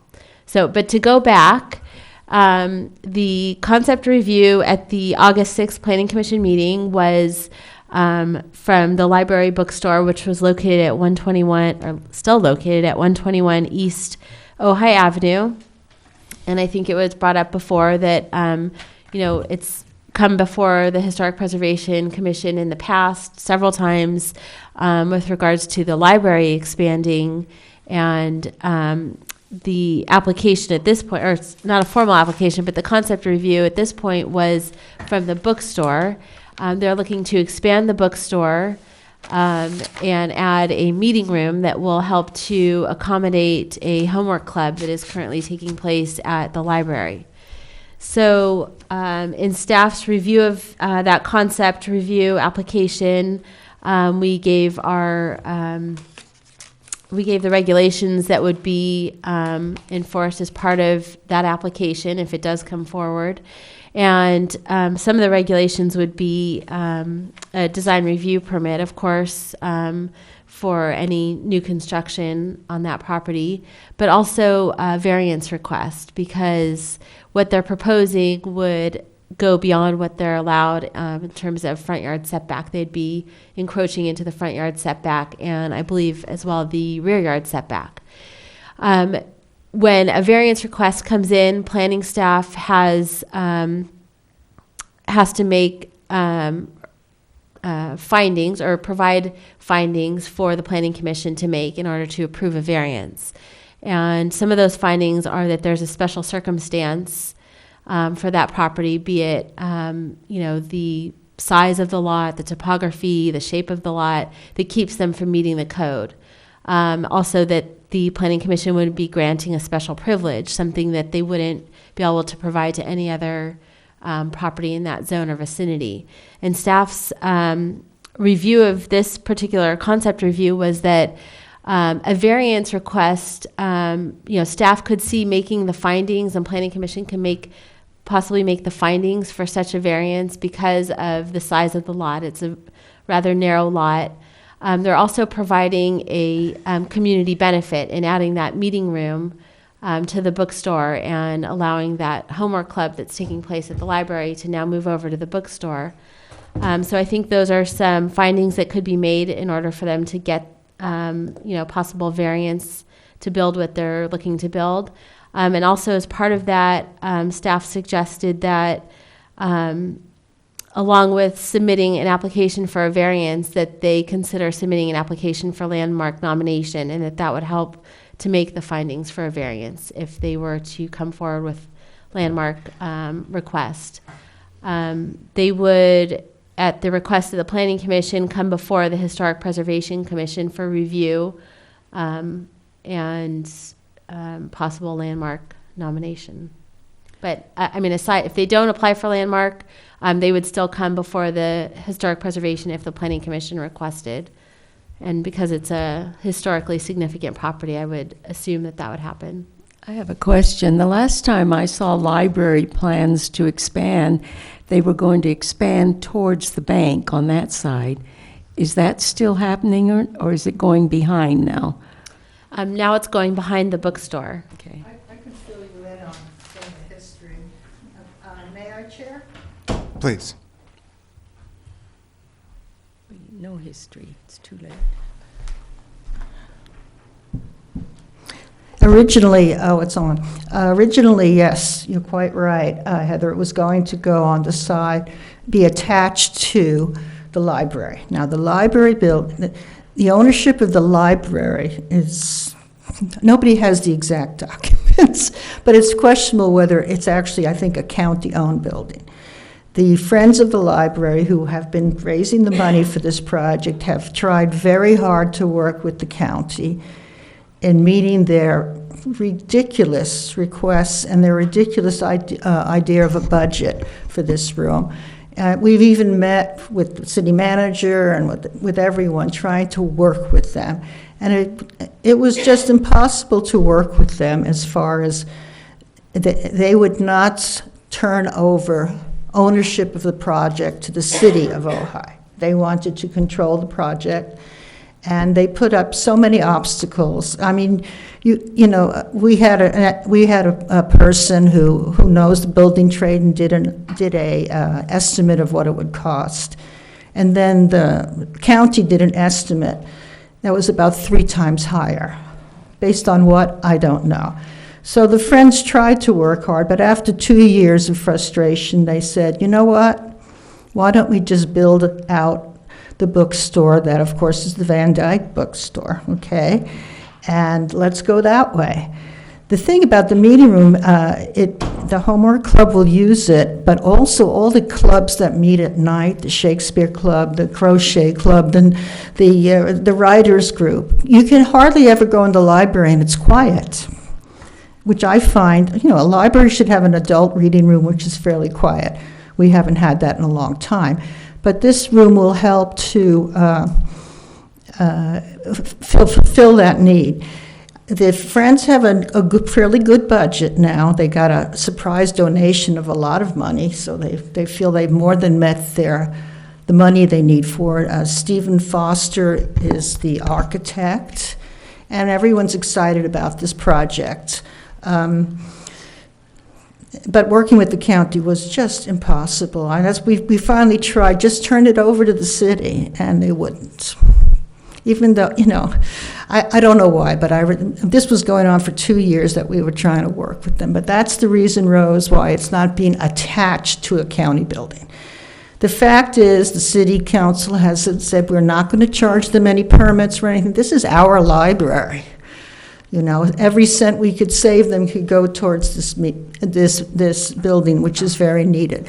I believe the setback will be encroached upon because they're going to restore the pergola that was originally there, you see. So I know that you guys will think that's wonderful, so that's not a problem. But that's, again, some of the reasons for the variance are very, very reasonable and historically accurate reasons. So I think you're all going to enjoy it when it comes to you and looking at it. And of course, Stephen Foster has to recuse himself when he's on the planning commission since he's the architect. But it's an exciting project. The money is in the bank. Doesn't have to be raised. And it will be a wonderful addition to our library. Thank you. Thank you. What happens to the bookstore? The front of the bookstore will still be the bookstore. Still be the bookstore. Right. Okay. Thank you. So I'd just like to add, in listening to the conversation here, it appears as though none of you have seen this concept plan. Yeah. So, that is available online, but as a courtesy to you, and I guess I feel like we've been kind of remiss in that, how about we start now, when we get those and they go out in the Planning Commission agenda, we'll make sure that they either are emailed to you or, how would you like to get them, or we can put them in the next packet. Just so that, if we'd like to do that, just so that if you have comments about something that you think is a condition that should be put on the project, we'd like to get that over to that's the whole point of a concept review, is to get those comments to the person early. And so we'd like, this is not a landmark property. That doesn't mean that you can't comment on it. Okay. So I'd like to, if that's how, would you like to have them in your next packet, but we only meet once a month? Okay, so we'll do that. I'd like it with email. I would like to see you make a practice of doing that on any building that is on the historic site of merit list. We can do that. And this is one of them. And I think it's a very good practice because I think we want to hear from all of you what conditions you want us to put on it. And I think it's really important. Like Harold was saying, Councilwoman Smith was saying, is that they are adding the pergola, but they're only really saving the first, 4 or 5 feet of the building. And so if there was any conditions or things, they're keeping the tile, yes, and all of that. So I just want to make sure that you guys have an opportunity to, even though it's not landmarked, and according to this code, may or may not come before you. And I just want to add to that when Heather was saying about the landmark status, as a historic building, it gives it credibility for giving variances because we want to maintain the front facade and the pergola. And that's what she was trying to say about if they were to reach out and do and to landmark, it gives us another foothold to grant a variance because, of course, the historic presence of a building would supersede a setback. Mm-hmm. That's what she was trying to say. Sometimes it helps us when we might not know of the building, like when they did the Founders Workshop at Ojai Valley School, it came to us like at the last minute, and we weren't really aware of the historic significance, and then we just had 3 days, to make comments on it, and then it went on its way. So the sooner we find out about it, the better. Well, I apologize. Listening, I just assumed all you kind of kept up on things, and I guess, there's a lot of information that's given out that I'm not privy to, that Sherry sends out to everybody. So we'll make sure from now on, and you should be getting it at concept review because that's the very first stage, so that we can get comments from you. And and what we can do is we're not done with the concept. our packets are going out tomorrow for the Shamshiri concept review, so we can either put it in the next packet, or we can e-blast it to you guys. Well, as a landmark, why wouldn't it make sense to come to us first? Because what Because point it's just, would it make it's just for a them to? it's just a concept review, and the way it works, as you have it in here, you're looking at this procedures tonight. It says, oh yeah, for entitlement, it says they may, at the request, it says. So we have encouraged them to do that. We've encouraged them to do that, but right now it's just at a concept level. And Okay. we've made it very clear in the staff report. It says, at the request of council or planning commission, is that what you're talking about? Yeah, that's their. Review proposed zoning amendments, applications for special use permits, or applications for zoning variances.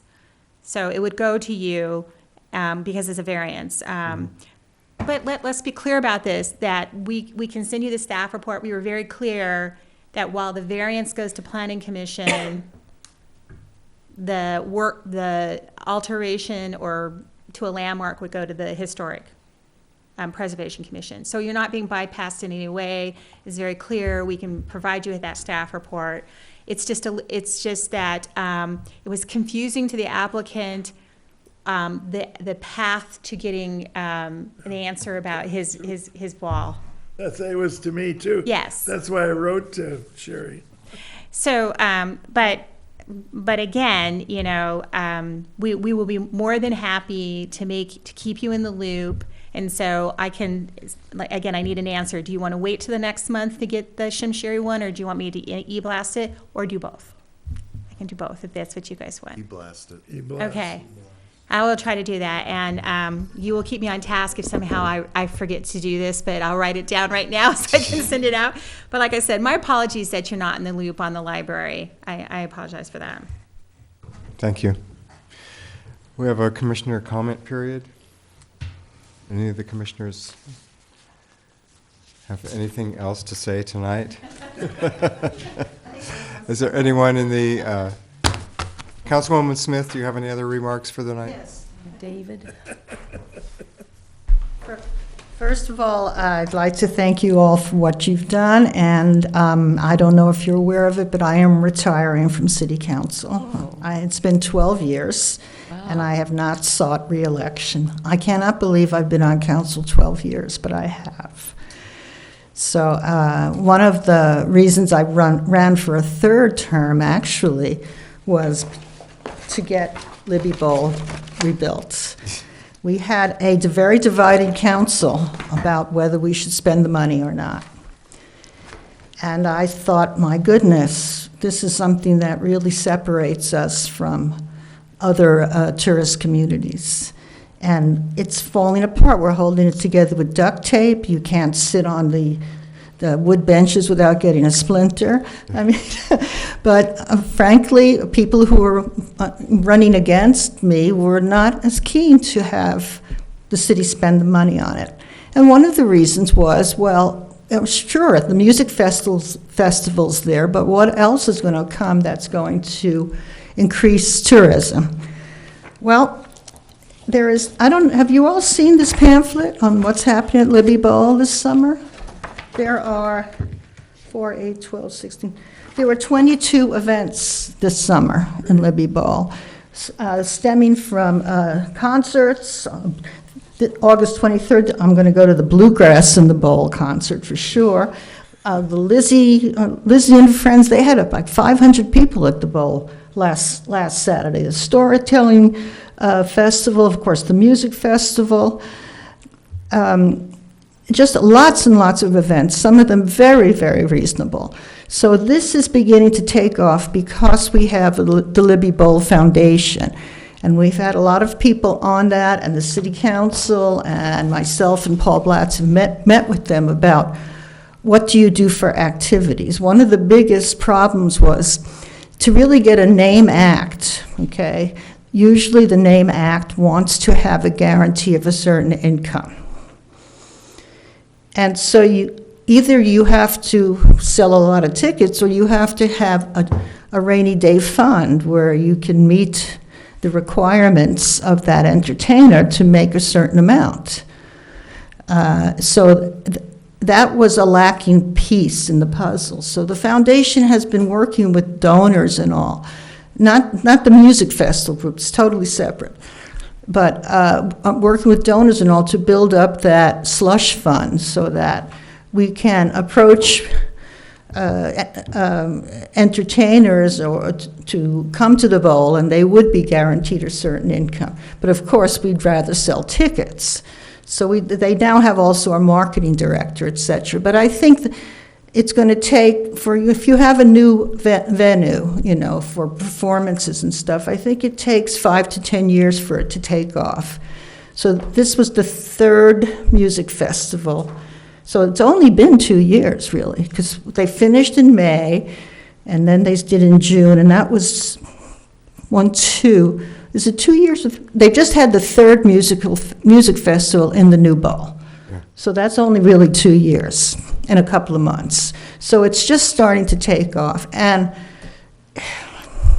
you know, people say the music festival is very highbrow and blah, blah, blah. It's not. You wouldn't believe some of the music they had and some of the performances. It was, if you've, you know, never gone or whatever, please make sure you go next year. There's so much going on and so many performances. It's just such a treat. And we got such a good deal. We had 1/3 of the money was coming from the board of the music festival to build the new bowl. They were just giving us the money. 1/3 was to come from the city, and then 1/3 was to be raised by the community. And it was raised. It was raised very easily. But here we had, you know, to not take advantage of this because we're worried about how is it going to finance it? I mean, to me, seemed to be very short-sighted. So anyway, we did get it built, and I was the mayor that year, and I got to open the bowl and all, and I was thrilled. Mind you, I've gone to the music festival for years, so I just think that's was a real, if we're going to stay a tourist town, and, you know, we have to do something. Towns that don't have a business are in terrible shape. You have to have an identifiable business. I didn't want it to be auto malls or, let's see, Camarillo specialty, factory outlets, right, and all that. So what do we do? What's the business of Ojai? The business is tourism. So we just have to accept the fact that it does bring a lot of traffic on weekends. Speaking of which, one issue that the council has been dealing with it, but still haven't made real draconian efforts, is in people who are renting out rooms by the night. In other words, functioning, they have a house in an R1 zone, let's say, and you look on the internet under vacation rentals by owner, or what's the other one that's getting sued by all the big cities? Airbnb. Right? So you say, oh, this sounds nice. We could rent, we don't have to stay at a hotel. We could rent 2 rooms in this nice house in Ojai, and it's only $160 a night, and blah, blah, blah. So they go ahead and rent these rooms in Ojai. The owner of this house may not even live there, but if he does, he rents rooms out by the night.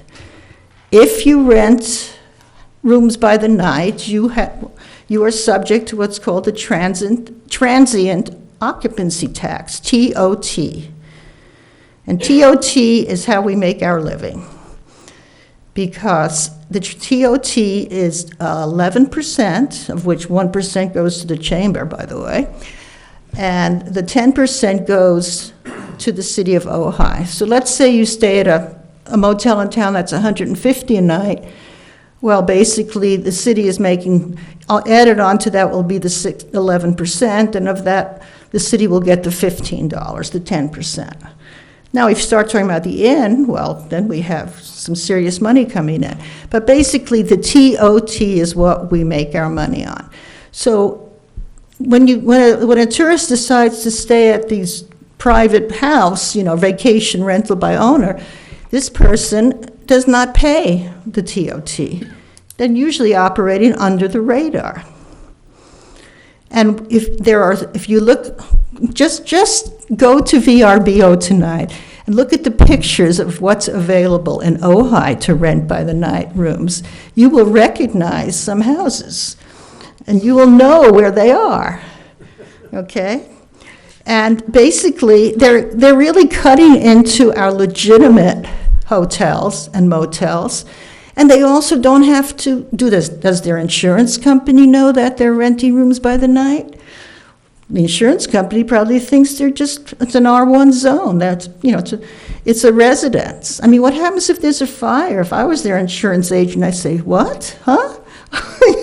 Do they have the kind of fire, the sprinkler system and all that that's required of a hotel? Do they have exits that are marked?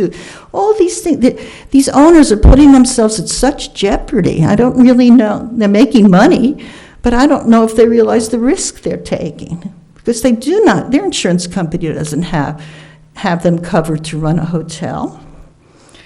Besides that, we also have some of the bigger properties up on Foothill or up other roads that are working as either wedding, bar mitzvah, or you name it, palaces. And they have events scheduled almost every weekend of the summer, with lots of people coming in and caterers and you name it. Again, this is R1 zoning. What they do about insurance, I don't know. So we're trying to get a handle on this. It's a problem in a lot of communities. Airbnb has managed to annoy the cities of San Francisco and New York City so much and cutting into their tourism business that they're getting sued. Because the Airbnb did not, they didn't want to get into which people pay TOT and who doesn't and how can you get that. So it is difficult. For me, the difficulty is if I bought, like I live in Taormina, okay? It's an R2 zone or whatever. I know every car in my street. I know all my neighbors. So I'm walking my dog one night, and I notice all these people with suitcases trotting into the house next to me, and 2 days later they leave, okay? Same thing happens later in the week. Again, a bunch of people, and these people have a big old party in their backyard and stuff. Next thing, there's beer bottles all over the lawn or whatever. I mean, I have a right, if I bought into an R1 or R2 zone, for the privacy of the neighborhood. So that's the other issue. Can we just say, oh, we'll forgive you for never paying TOT and operating illegitimately. You just come in and get a TOT license and all, but the neighbors have a right to in privacy. So you see, whatever we do about this, we have to include the neighborhood as far as, is this okay with you guys? Do you mind if this guy's running a hotel next to you? It's a problematic area, and all tourist towns have it.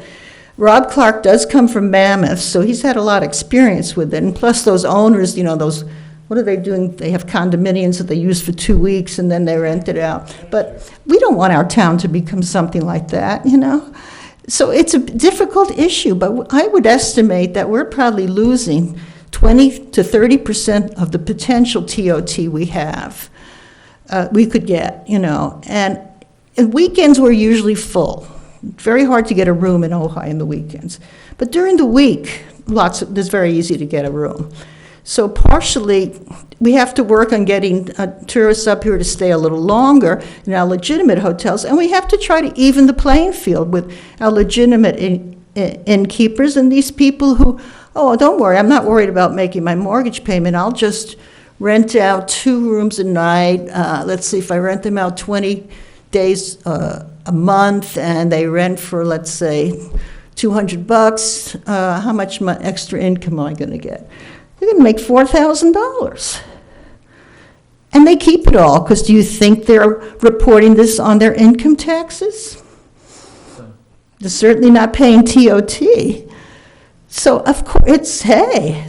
And I don't know what percentage VRBO take or Airbnb.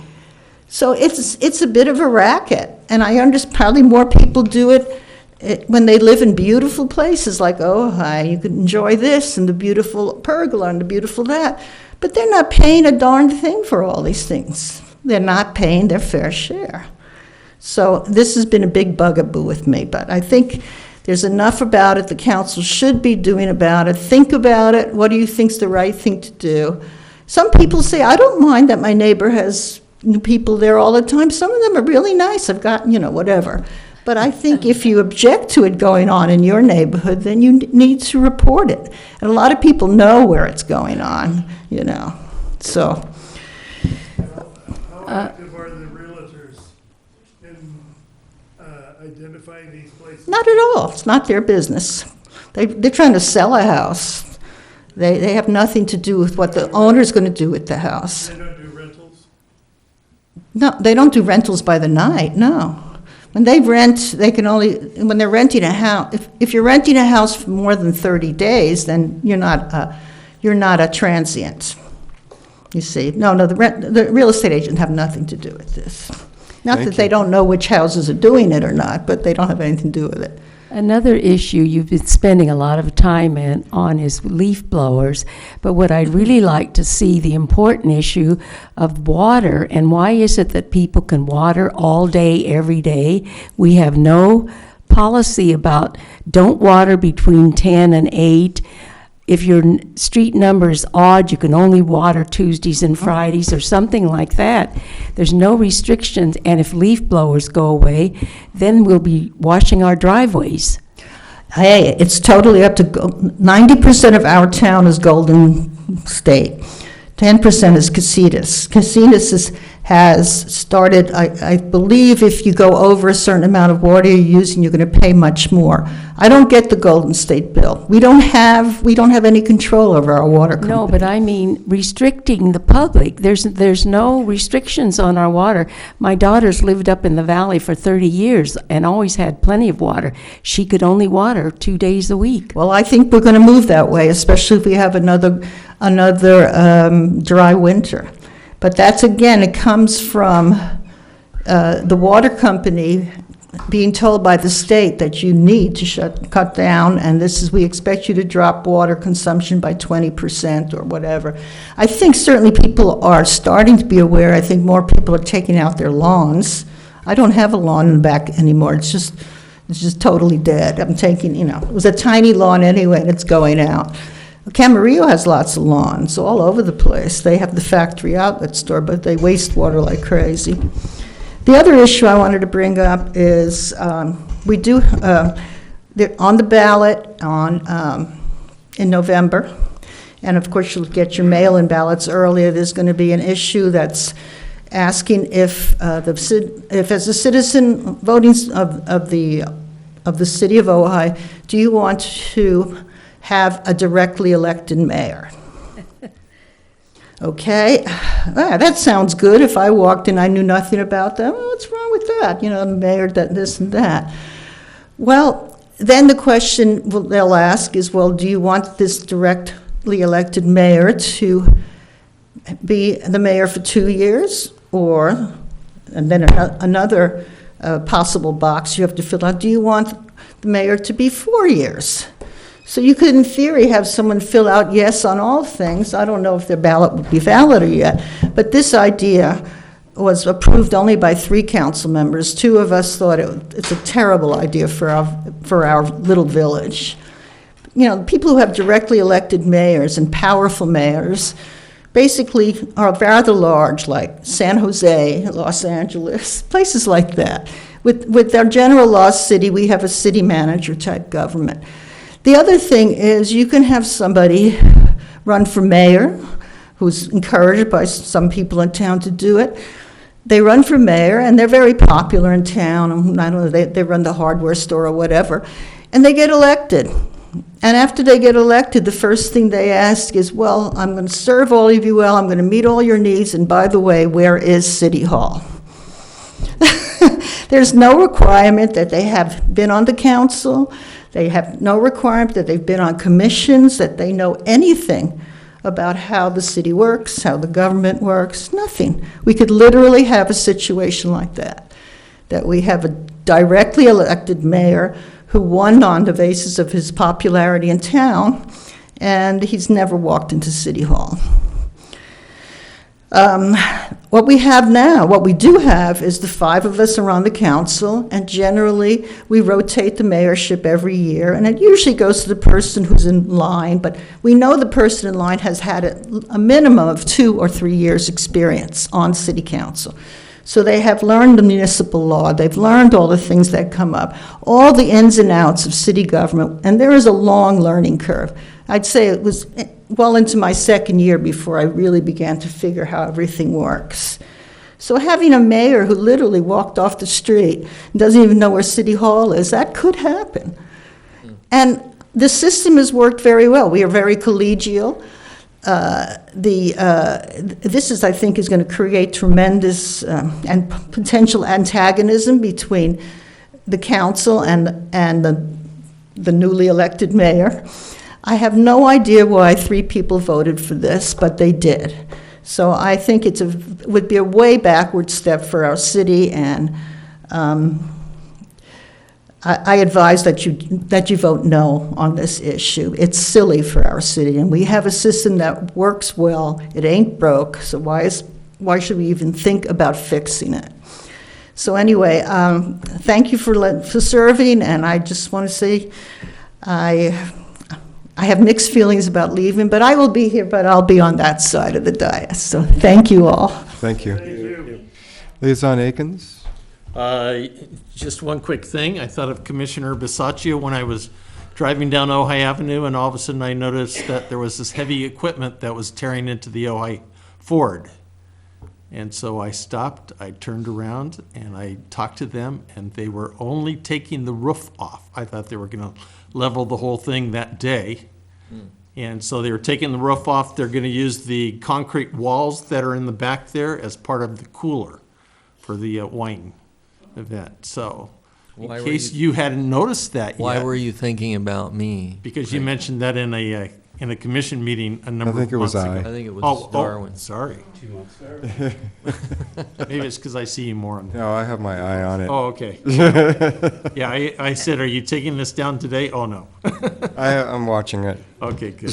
Do you guys also want the plans for that too? Have you not seen that one either? I have not. Okay, well, I'll add that to my list. Thank you I'll so be busy much. tomorrow.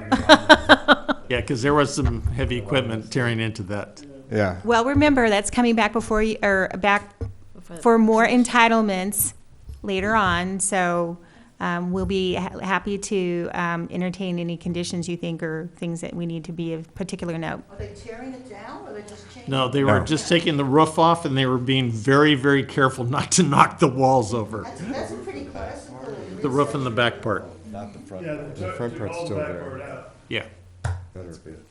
but that equipment could have taken it all out in a number of hours. So, that's it. David Mason? All right. With that, we are adjourned. Thank you, everybody. Oh, it was Darwin that was watching the dealership, huh? I know, I'm like, oh, I'm gonna go back and take pictures of this.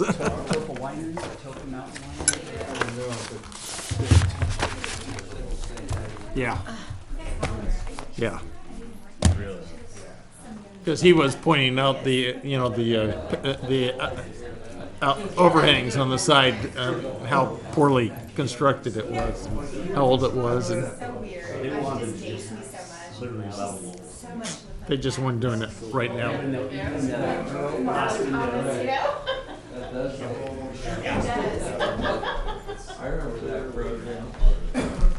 I still do that, I still out myself. Thanks,